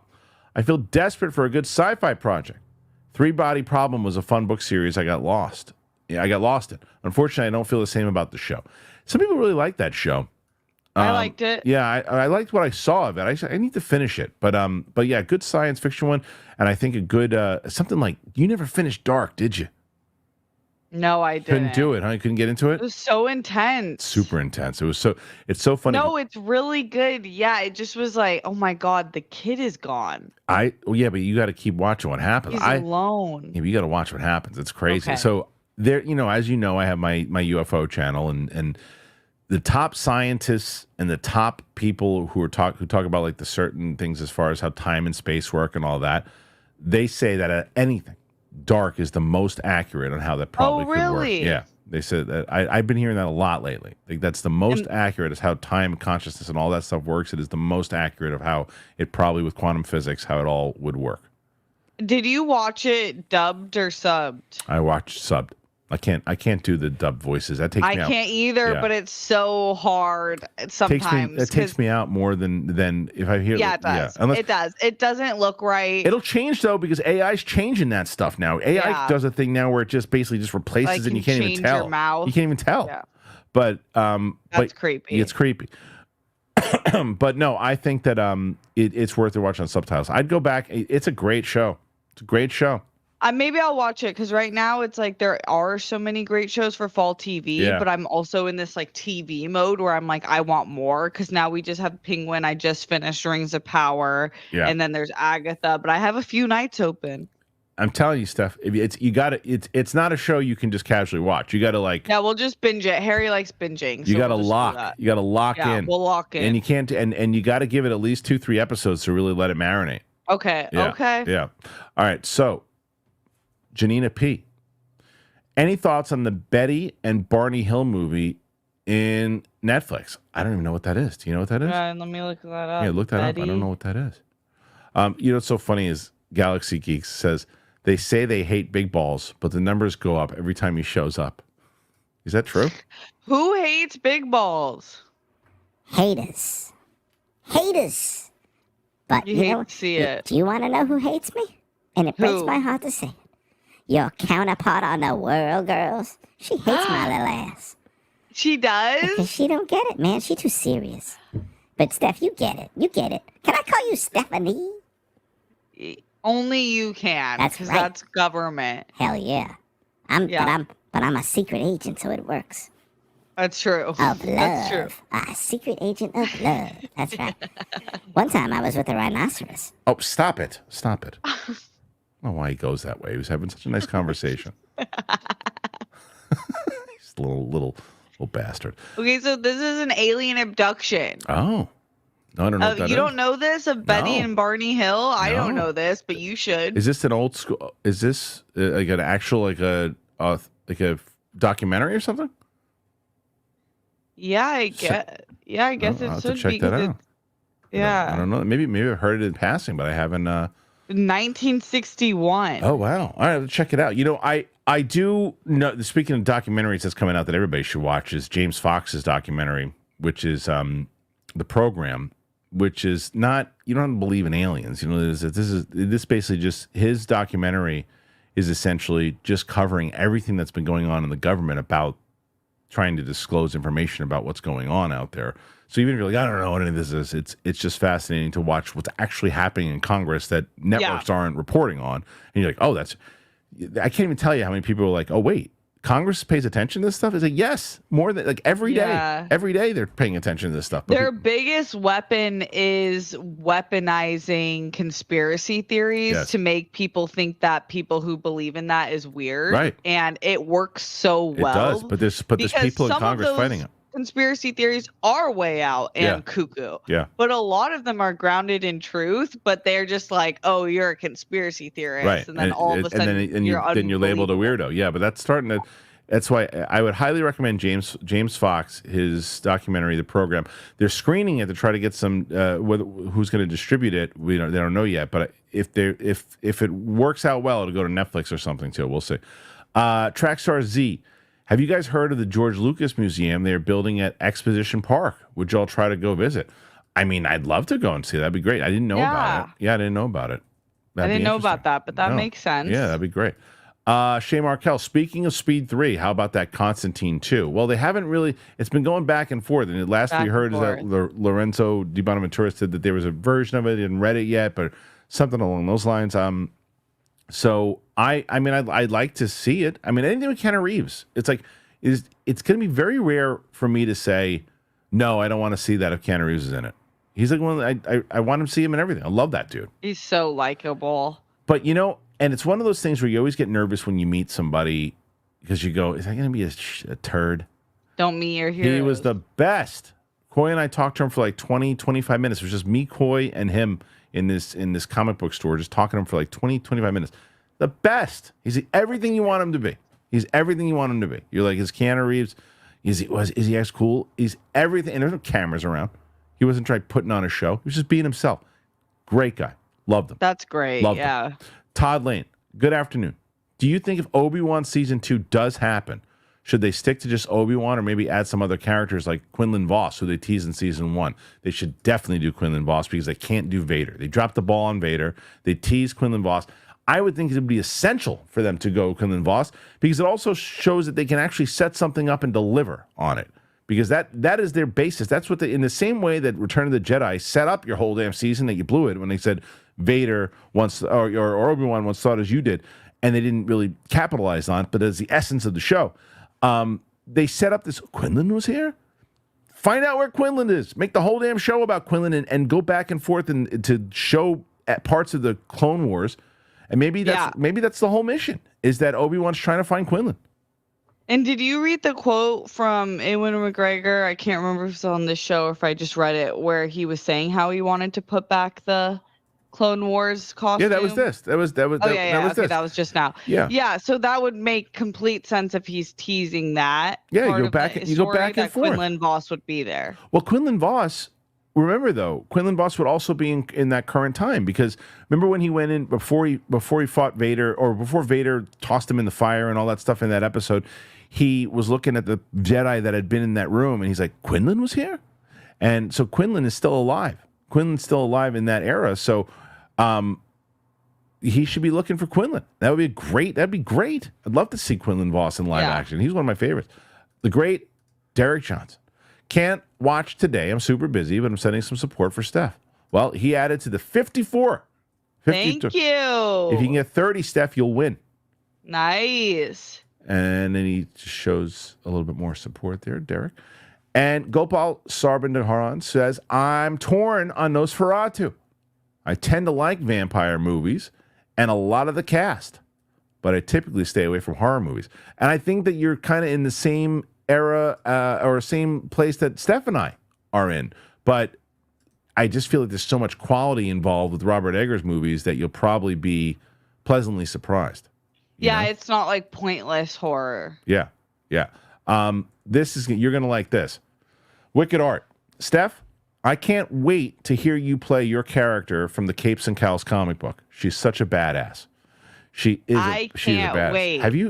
Have I sent you the issues yet? You haven't seen any of the issues? You saw the one. I've only seen one with me, Big Balls, and Mike. Oh, you saw it. So yeah, okay. That showed you that. That's it. But it's that's like right. The coolest thing ever. Yeah, because I don't really want you guys now because he's gonna wrap up the whole thing early next year. So I almost don't want you to see it yet because I don't want you to get a feel of it until he's going to send like the whole anthology. Okay. And so when he sends that, because then we're going to do, basically what I'll do is I'll have sessions with each one of you and then we'll record the audio, and because you've got scenes with Big Balls, which is going to be hilarious. That's great. I can't wait. So I'm excited for that too. That'll probably be like 2 or 3 hour episode of Capes and Cows. It's just going to be the comic book with all the music and the sound effects and everything too. That'll be so great. Fun for people. By the way, for people who want to look at the comic book for Capes and Cows, you used to only be able to get it on Patreon, but now if you're a member on this channel, members on this channel get it also. So we just started memberships on this channel. You can become a member and you'll be able to get the Capes and Cows comic book. Okay.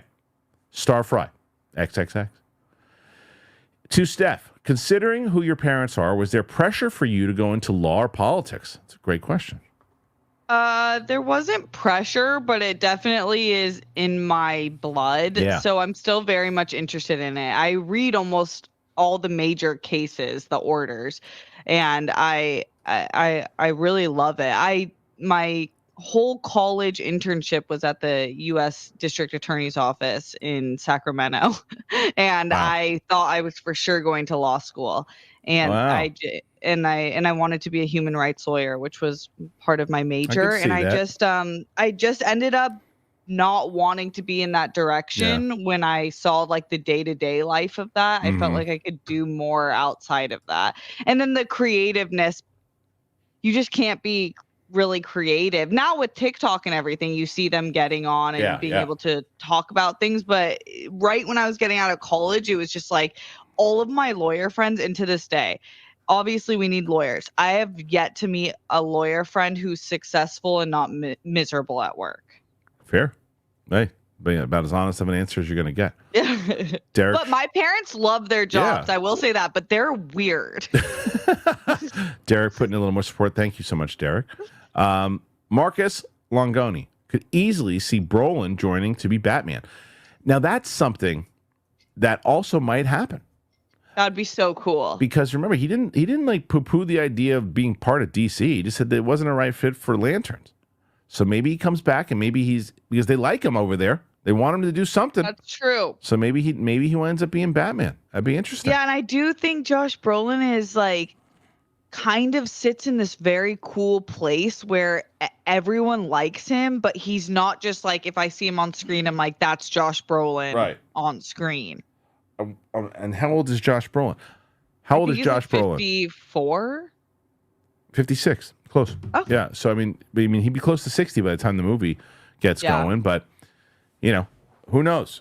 Anytime you get Brolin, you're not going to get a complaint out of me. And now, Todd Lane wanted to say thank you for making this a great space for healthy movie and TV discussion. So thank you, Todd. Let's go, Steph. People rooting for you at 54 questions coming in strong. Okay. Hell yeah. Ian Fredericks. Asian Americans need to stick together. Here's to Steph's numbers going up. Oh my gosh, yes. Yeah. My brother. There you go. Shay Markel. Is there a stand-up comic that has surprised you with their acting chops? For me, I was surprised to see Tim Dillon as one of the guards in Joker 2. It's so funny because that was my life. As I did 7 days a week, 2 shows a night, I knew every single stand-up comic that was out there doing stuff. I would watch people, New York, L.A., Chicago, and everything. I knew everybody. Since I've been out of the game, there's some people bring up stand-up comedians to me, and it's like, I don't know. You could have told me. I don't even know who Tim Dillon is. And that's the problem. We're like, if you're talking about today, I'm always going to tell you that Adam Sandler is someone to me. His goofy movies are fine. His best work is when he's doing drama, and even that movie Hustle, which is kind of like it's so good. Hustle is awesome. I love Hustle. Such an underrated movie. So he always surprises me. Jim Carrey in Eternal Sunshine of the Spotless Mind is one of my favorite. Obviously, is one of my favorite performances by comedian anybody. So that's where I go with that. How about you, Steph? Who surprised me is Bill Burr. Oh yeah, Bill Burr's a great choice. Bill Burr, he's really good. He if you had pitched him, I'd be like, I don't know, I think I'm just seeing Bill Burr. But in the Dad's movie and Mandalorian, I liked him. Yeah, he was good. Luke S. Is it bad that I've never seen Die Hard? If you were in my part of town, I'd tell you no, I don't think it's bad because I could put you on camera to have you do a reaction to it. But the fact that I don't have it's bad. Go see it. It's so good. One of the best movies of all time.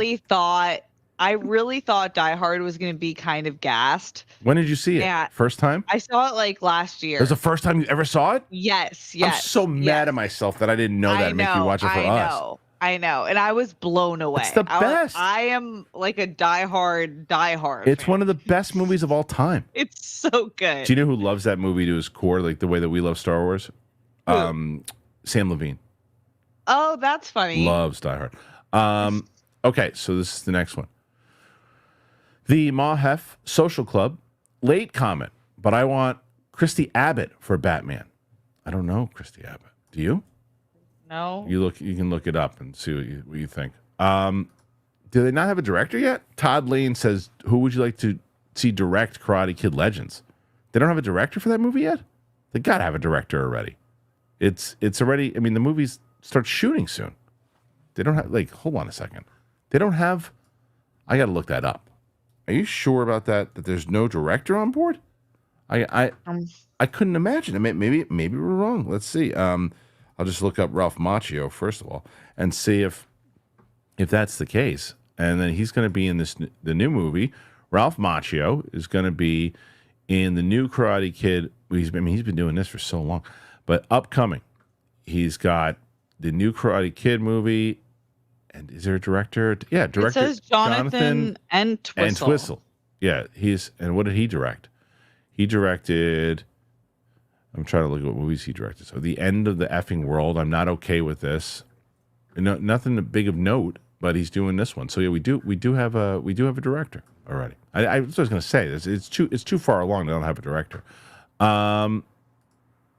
Kick it to the King Productions. Can we set the record straight? Transformers 1, Beasts is new rebooted continuity. Bayverse is dead, but there are folks who think it's the same. I don't know if that's true.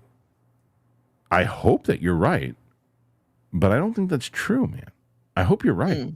Because the Bayverse is clearly connected to Bumblebee, unless you're just hopefully thinking. Because the Bayverse is connected. I mean, send me an article on that, but I hope that you're telling the truth, because I can't stand the Bayverse. To me, all those Transformers 1 is great.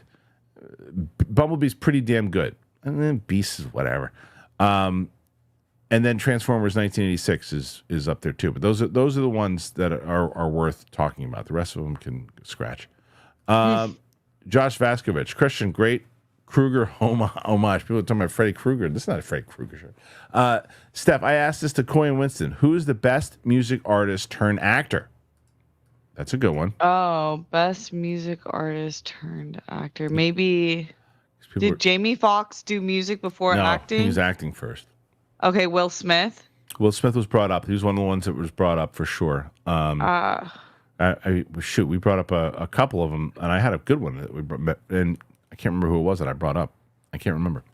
But we brought up some good ones. But then obviously Lady Gaga's in there. Lady Gaga. Yeah, but that's not the one. There was somebody in there that I can't remember who it was. There was someone I brought in there that I liked my choice, but now I can't remember it. GoPie comes back. It says, Zach Morris is trash. It's Funny or Die is hilarious. I was a big Saved by the Bell fan as a kid, too. So it was so funny. I was going to ask him about that Zach Morris is trash, but I did. That's what I love about these interviews that I've been doing, too. And yesterday, so did you like Game Night, Steph? Yeah. So Billy Magnuson, you look him up and you'll like him. Okay. Oh, that's another show that you should watch if you haven't watched. It's on HBO. You love HBO Max stuff. You'll watch everything. Yep. So have you watched the franchise yet? No, I haven't. He's like the main. He's like the Chris Pratt kind of character. Oh yeah, Billy. He's good. I've seen him in a few things. He's pretty crazy. So I had him on. He was on the show yesterday, and I had him on for an hour. And so people it's like right away. People when they see interviews, like I just love talking to people. I don't want to do standard interviews. I talk to people. So I have ideas of things I want to ask. But then it just kind of, wherever the conversation goes, it goes. I think Mark Paul Gosselaar and I talked about jiu-jitsu for 15 or 20 minutes. And then it just goes where it goes. And that's the kind of thing that I love talking about. So I had that idea of bringing up the Zach Morris trash thing. And then I just didn't have a chance to bring it up. But I did ask him about that. I asked him about Dustin Diamond and a few other things. So it was a really good conversation. I'm excited for you guys to see it. I'll probably have that next week. Rather see interviews like that too. Yeah, it's just a better conversation. Chris Brown says the words IP franchise universe kills my hype now. For what? For which one? For the DC? Or are you saying in general? In general, maybe. Maybe. Jenny Lynn Lawson. Heard there's a possibility for a sequel for Practical Magic. Do you think it might be a prequel like the book about the ants' rules of magic? I don't know. Maybe there's some, the fact that Sandra Bullock had her time to kind of mourn and that she wants to come back and start kicking some ace. And the reboots and continuations are clearly doing pretty well. Why not do a Practical Magic? And I would get Sandy B to get back there and do it. So I think she would come back. What do you think, Steph? Yeah, I would definitely. Practical Magic is a movie that when I first saw it, I loved it. And then when I rewatched it as an adult, I was like, woof. Yeah. But it is a cult classic. And I think that they could make it the sequel could be better. I would love to see it. Steph, you are at 60. You hit 60. Wow. It's pretty damn good. 61. Let's go. Derek Johnson, you all may have discussed this, but how do you feel about these shows only having one season on Netflix and their overall streaming model? You know, it's weird because there was some show, I guess, about the Greek gods, but like in current times with Jeff Goldblum. Yes. Did the show even come out? Yes, I saw out. I saw the first few episodes and I actually really dug it. And then it got canceled. It did? Season 2 got canceled. And I was like, oh, I didn't even know the show was out. So I don't know, man. I don't know. I'm not sure. It didn't come up on your, like, I think it's so important what they flash on that first screen. Yeah. That gives so much boost. Totally. Because the new show with Nicole Kidman, right? And she's at a new show every other Wednesday. I know. She's booked and busy. It's crazy. I don't feel like there's 8 of her. So is Steph Face a character? Is what? Steph Face? Steph Face? I don't know. No. Mike Joyce says, has Steph Face met Big Balls yet? Is that Steph Face. Did I do something? Maybe? I don't know. My memory sucks. I'm trying to have more lines made to work on it. Yeah, but Steph obviously has met Big Balls. They run deep. Yeah. Yeah. Steph likes Big Balls. Shay Markel. Thoughts on what Derek Johnson does as a career? My bet is he's an ex-hedge fund manager turned astronaut. He might even be a real-life superhero. Well, he's a superhero for this show, I'll tell you that. Derek Johnson is the man. Derek Johnson, and he's already put in like 4 questions here today. He's, I feel he's been super supportive of this channel, and he enjoys the show. He enjoys the show. Should have him produce the show, I'll tell you that. Pete Parker, 2288. Hey guys, I think an underrated coming-of-age movie is The Girl Next Door. It's a good movie. Timothy Oliphant was so good. Whatever happened to Alicia Cuthbert? It's a great question. Whatever happened to Alicia Cuthbert from 24? Do you remember her? No. Yes. Yeah. 24 was great. Yeah. Oh, this is a great suggestion. First of all, I would love to see her come back. The Girl Next Door is a great choice. I think that's a good movie. It's an underrated movie, and it's what's his face? Emile Hirsch, isn't it? I think that's who's in that movie. This is a great choice. I'm surprised that we didn't talk about this. I think out of everybody that we've mentioned so far, this might be my choice for the new Batman, and I think you'll agree, Steph. Josh Hartnett as Batman. What say you? Oh. It's a great choice. He's the right age. That is a great choice. He's big. He's tall, but he's not too jacked. He's the right age. He can do the pops thing. I think he's a great. I think that's your guy. That's a great choice. I think Hartnett's the guy. Yeah. That'd be funny if there was an alter universe of Pearl Harbor x Batman, and it was Ben Affleck, that's hilarious. And Josh Hartnett, and Liv Tyler. You're right. Was it Kate Beckinsale? It was Kate Beckinsale. It was. Oh, Liv Tyler, was she in it also? Liv Tyler was in Armageddon. Oh, that's what I'm thinking. Yeah. Yep. Yeah. My little elf queen. Kristian Medard. Bay ruined Transformers for me. I can't see anymore. Well, you got to see Transformers 1. If you're a Transformers fan, you got to see it. It'll revitalize your love for it. It's so good. It's so different. It's an animated movie. It's so damn good. Derek Johnson. Big Ball sounds exactly like the Monanides from Aqua Teen Hunger Force. Has me cracking up every time. Look, people understand it. See, Derek Johnson knows the truth. And I'm the truth. You know that, Steph, right? You are. Now, I had a question for you, because I know you wanted to ask me 2 important questions that you never had a chance to because my publicist wouldn't let you. Well, my publicist, I fired her ass. Yeah. So you can ask me 2 questions, and then I got to go. Okay. Go ahead. Yes. Was JFK an inside job? I know you were there. Well, I was too busy with a lady named Lena at the time, and I was in Dallas eating some wings. And I heard, they said, they got JFK. I said, well, I was too busy fucking. Oh my gosh. Good Lord, okay. And do the big balls get uncomfortable? For people around me, not for me.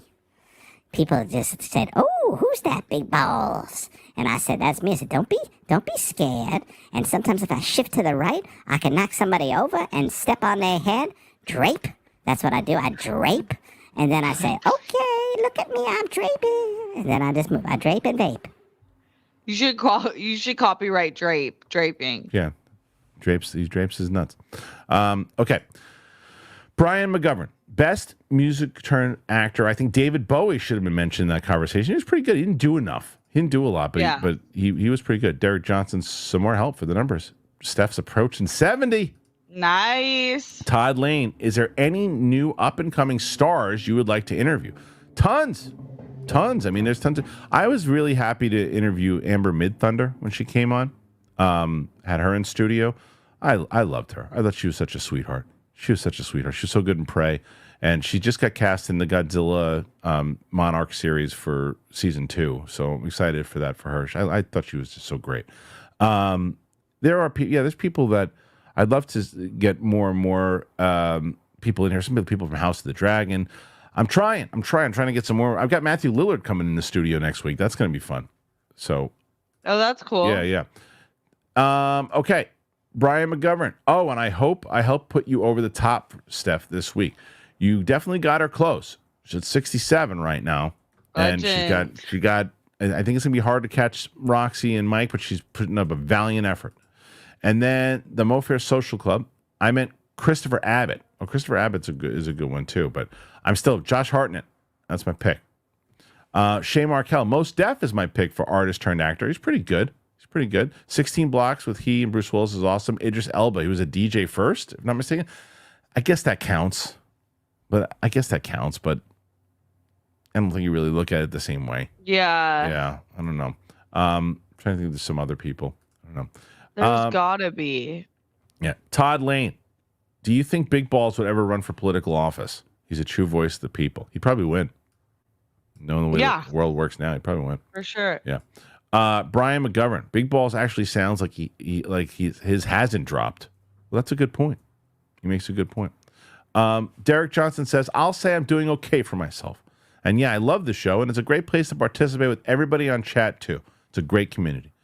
Derek Johnson is a superstar in this. And that's also what I actually really love about somebody asked me yesterday, I think it was Mike Joyce who asked me, why I don't do Streamlabs as opposed to like Super Chats. Super Chats, the people who get involved, ultimately they become part of the show, too. Like, Darth Archie's name, Derek Johnson, obviously, Mike Joyce, these people now that have been part of this show, and the audience knows them now, and the audience knows, like, oh, you're probably going to see a question from Derek that's going to pop in. You're probably going to see something from Mike. Then I love seeing new people pop in and learning new people, and they're like, when you look at something, like when Shay Markell comes in there, when they're the people who are coming in and giving jokes, I learn more and more about the community when they come in, so I love it. It's great. Speaking of, Darth Archie. Steph, I loved you already, but now even more. 100% down with best horror being psychological versus gore. Support and love from Darth Archie. Thank you. Derek Johnson trying to run up those numbers for Steph, boosting those numbers. Well, you did good, kid. You did good. 72. I did. You did good. I mean, the fact that you landed at 72, only 11 away from Steph and from Mike and Roxy, pretty damn good considering you were all by your lonesome. Yeah, you got ditched. Got 62 more than I did yesterday, so there you go. Hell yeah. Thank you guys. Now I love having the questions. Oh, wait, more people are throwing some stuff in there. Maybe they're not letting you go yet. So, Derek, this is Gopai Sham. I've got to get his name right. Gopai Sam Gadaharan. One more before I have to jump on this call. Well, thank you so much for that. Thank you. And then Todd Lane. Great people like Derek and many others have inspired me to participate, and it's awesome. And I love that. I mean, that's what it's also become fun, and I wanted to make sure that, I've told the peeps that we make like a fun little contest, and we give some benefits and stuff to people who win and those type of things too, to make sure it's always a fun little contest that we do. And then Pete Parker. Yeah, go ahead, Steph. I feel like it helps me know what you guys care about too. Yes, and it gets new topics and stuff that we can talk about. Yeah. Pete Parker, 2288. KH, will you talk about your love for the Zac Efron DJ movie? Haha, I missed the Schmo's Worst of the Year list. I loved that movie for one reason only. Do you remember that movie? No. It has that extremely, extremely attractive woman in it. You know who she is. She's the model that was in that Robin. What's his name? Can't remember his name either. Let's see. What is that DJ movie? Zac Efron. Everyone's going to tell me in the comments who that is. You'll know. You know exactly what I'm talking about when I bring up the name. You'll say, "Oh yeah, her." She's an I don't know why. Maybe people didn't think she was. Emily Ratajkowski. Ratajkowski. Oh my God. Ratajkowski. A very attractive woman. But that's the best thing about that movie. The movie's terrible. Okay. So, yeah, when we used to do those movies, those were fun, those lists. And then Shay comes back in. Support. Go, Steph. Go. Man, what a run. What a run. Steph, where can people find you? What do you got going on? Is World Girls tonight? Or that was yesterday? It was last night at the World Girls. You can always check it out. And at Steph Sabra. Amazing. As I mentioned to you guys on the membership stuff that we're doing, we do a thing called the bar where you can join up at a certain tier and you'll get on a video call with myself and other people in the community. And if you join membership, and patrons can do it. And if you join up, you can do that. And we're doing one today at 4:00. So you'll be sent a link and you come join us on video, and it's just us hanging out for an hour. So there's limited spots, I believe, and you can come and you join there. So, okay, Steph, we're not done. I lied to you. So we got some more people who don't want to let you. They're giving you're at 79. Nice. Oh my God, you can actually. Oh, you stay on. You might actually win. Nerds Engage. Has watch-alongs soured your viewing experience watching shows or movies not for work? No, the exact opposite, actually. I think, no, it's actually made them more fun. I enjoy it. Like, for me, and I guess also it's fun, like, watching it with Sam because she's never seen anything, basically. And so I even, like, revisiting, I hadn't seen Deadpool 2 in so long, and even Deadpool 1 I hadn't seen a bit. And to rewatch those and go through those moments again, even Logan, right? I loved watching it, but and even Longlegs I had never seen before. So I enjoy doing that. I don't know about you, Steph. Yeah, I do. I especially movies that I just wouldn't get to on my own, and it's also, but it is really about who you watch them with. It makes it a lot of fun when you have someone that just is inherently fun to watch with. Yes, I agree. All right, Steph, you just hit 80. Uh-oh. Oh my gosh. Uh-oh. Maybe. Let's see. Scott Cross. Steph's thoughts on UAPs. What's your thoughts on UFOs? Oh, well, you guys know I've always been a believer in aliens. I just don't think that there's any way that in this massive universe that we don't have other forms of life around, and that aren't probably more advanced than us. Like, we are still cavemen at heart. So yeah, absolutely I do. And I think that that I'm totally with most of it, actually. Do you think we're going to get disclosure? You think so? In our lifetime? Yeah, I do. Okay. I do. I do. All right. I think we're getting closer and closer, especially as we screw up this atmosphere. We'll see. Well, it depends. I'm very curious how the end of this year ends up. Derek Johnson, let's effing go. Steph should win this week. Yes. Shay Markel. A good 2024 science fiction movie is Slingshot with Casey Affleck. It's a mind bender and has great themes. Have you seen it? No, but I've heard about it. But I was wondering if it was any good. I haven't seen it. There is another good sci-fi movie. I saw this. What is it called? Oh, Molly and Max in the Future. Okay. Oh, that was last year, I guess. I just saw it this year. Chris Christopherson, the late great, who just passed away recently, was also a good actor, singer turned actor. Jason Trainer said, would Cher be a good singer turned actor? Yes, absolutely. Cher definitely counts. Cher was first. Okay, so we are going to say goodbye. Yep. And before we do, I will announce that Steph Sabra has defeated Mike and Roxy. Oh my God! Wait, hold on. We have Can You Dig It? This is for Steph. What's your favorite sci-fi horror film? For me, I'd say The Thing, and then I Love You Both. Thank you. So The Thing's a good one. So your sci-fi horror film is probably, I would say the first Terminator is a sci-fi horror film. Alien. Great one, too. Aliens, either one, yeah. Either one. Yeah, Derek Johnson's. Zach, Mine Talks Movies. How big will Joker's drop-off at the box office be? Big. I don't know. It's going to be huge. I think it's going to. Yeah, it might not even be number one at the box office this week. Oh gosh. Shay Markel. Who is the better acting family, the Afflecks or the Skarsgårds? Oh, such a good question. Either family. I think the Skarsgårds. They got more. They got more people. Yeah. They have more people. So I would say. It's not really about picking who's better. They just have. All of them are good. It's weird. Yeah, I would say them. Where'd they go? I just had that question. Where did it go? Sci-fi horror. Did we miss it? Oh, okay. And then Wicked Art. Steph, who's your favorite X-Men? Oh, I like Magneto. Good one. Real good. Yeah. Magneto's just so cool to me. Now the question is, does Coy and Winston have a shot to beat Steph? Right. Because Steph, you're at 93 now. You beat him. Oh my God. You beat him by 10.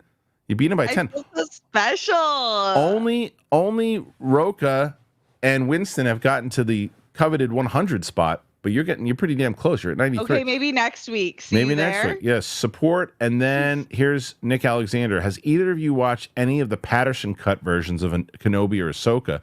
These shows are cut movies, and they're so much better. I think that I have seen the Obi-Wan one, and I actually think they actually use the music. That's interesting. Well, there's a new shoot. Should I cover this tomorrow or today? Maybe we'll just cover this briefly, and then we'll give you how much more time do you have? Do you have 5 or 10 minutes? Yeah.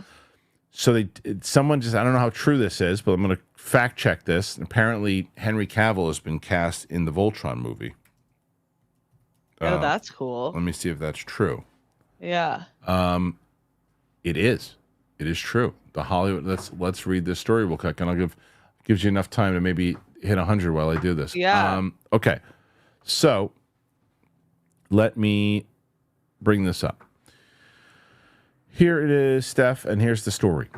Henry Cavill is going to star in Voltron for Amazon MGM exclusive. He's probably thrilled about this. He's a big nerd. Rawson Marshall Thurber, the filmmaker behind Red Notice, is directing the live-action adaptation. It's going to shoot in Australia. Henry Cavill, the Superman actor, star of The Witcher, has come aboard to topline the live-action feature based on the mecha anime that Rawson Marshall Thurber is directing. The actor joins Daniel Quinn Toy, the newcomer who impressed the studio and director with his West End work opposite Tom Holland and leading the roll call. Voltron's based on the sci-fi series Beast King Go Lion and Kiku Kantu Dairugger 15. World Events edited and dubbed the series as a syndicated show, yada, yada, yada. Plot is unclear. So the muscular actor reunited with Richie in the gray. Okay. So this is a good move for him. It's a good franchise for him. And I think this is the kind that, to me, this is the kind of thing that the IP is big enough. Voltron. It's like an 80s thing, but this is a big enough name that gives it a little bit of weight. You're like, oh, Henry Cavill is in a movie. Oh, yeah, what is it? It's Voltron. Remember the movie? Oh, that's fun. It's a movie I'd want to see, Voltron, and it's got Henry Cavill in it. This is a great pairing. What do you think? Yeah, I think that's really cool. I've been wanting Henry Cavill I just root for him so hard. Yeah. After all of it's not like he needs it. He's still getting booked and busy, but I really like him as lead roles, especially in these big movies. And it's true. I remember during the early Pandy when everyone lost their mind when he was building a computer. Yeah. He was like, no, you guys don't know this about me. So I'm sure he's stoked about it. I feel like this is a good pair, and I would be excited about it because I feel like there's room to wiggle on Voltron where it's not as people all know, a lot of people know it, but they're not like it has to be this way or that way. Yeah, that's huge. Derek says a Voltron movie. Okay, take all my money right now. If it's done right, I'll go see this multiple times. Yep. And Derek throwing in a little more support. Julius Wyatt, is Nightmare Before Christmas a Halloween or Christmas movie? I think it's more Halloween, but I think it could serve as both, but I would say Halloween. I think it's more Halloween too, but I think it's like almost equally both. Call Me Jabba had an epiphany yesterday. Mr. Paradox in Deadpool and Wolverine is a 1.1 ripoff of Hugh Grant's villain character in Hudson Hawk. Penguin is amazing. I haven't seen Hudson Hawk in so long, but I believe you. But yeah, Penguin's just so great. Penguin is amazing. So good. Steph, congratulations. Oh my God. You hit 100 questions. Wow. That's big. Now, you already won this. You've not won, but you've got a good shot to win the week now. Now Winston and Coy, they're formidable. They're formidable. They are. They're a decent opponent. Yeah, I lied. You have 101. So look, maybe it started out. I mean, the fact that you had like 15 questions within an hour, and then it just took off. So congratulations to you. We'll see what happens. Yeah. And then tomorrow, if Winston and Coy can do it, if not, Steph's going to be the winner. Oh my God, it won't. There you go. 103. You got Shay Markel. Sorry, you beautiful people, but Nightmare is Christmas. Okay, fair enough. Okay, fair enough. Whatever you want. All right, Steph, you did it. You've got a great shot. I'll give you an update to see what happens. Okay. But love you guys. Thank you. Thank you to everybody. Really appreciate you guys being here today. Once again, remember we're going to be doing the bar on the both memberships and Patreon. So join on up today. Appreciate. Oh my God! I every time I go to sign off, someone's trying to help you out here again. Scott Cross, what was your most anticipated movie ever? Wow, ever.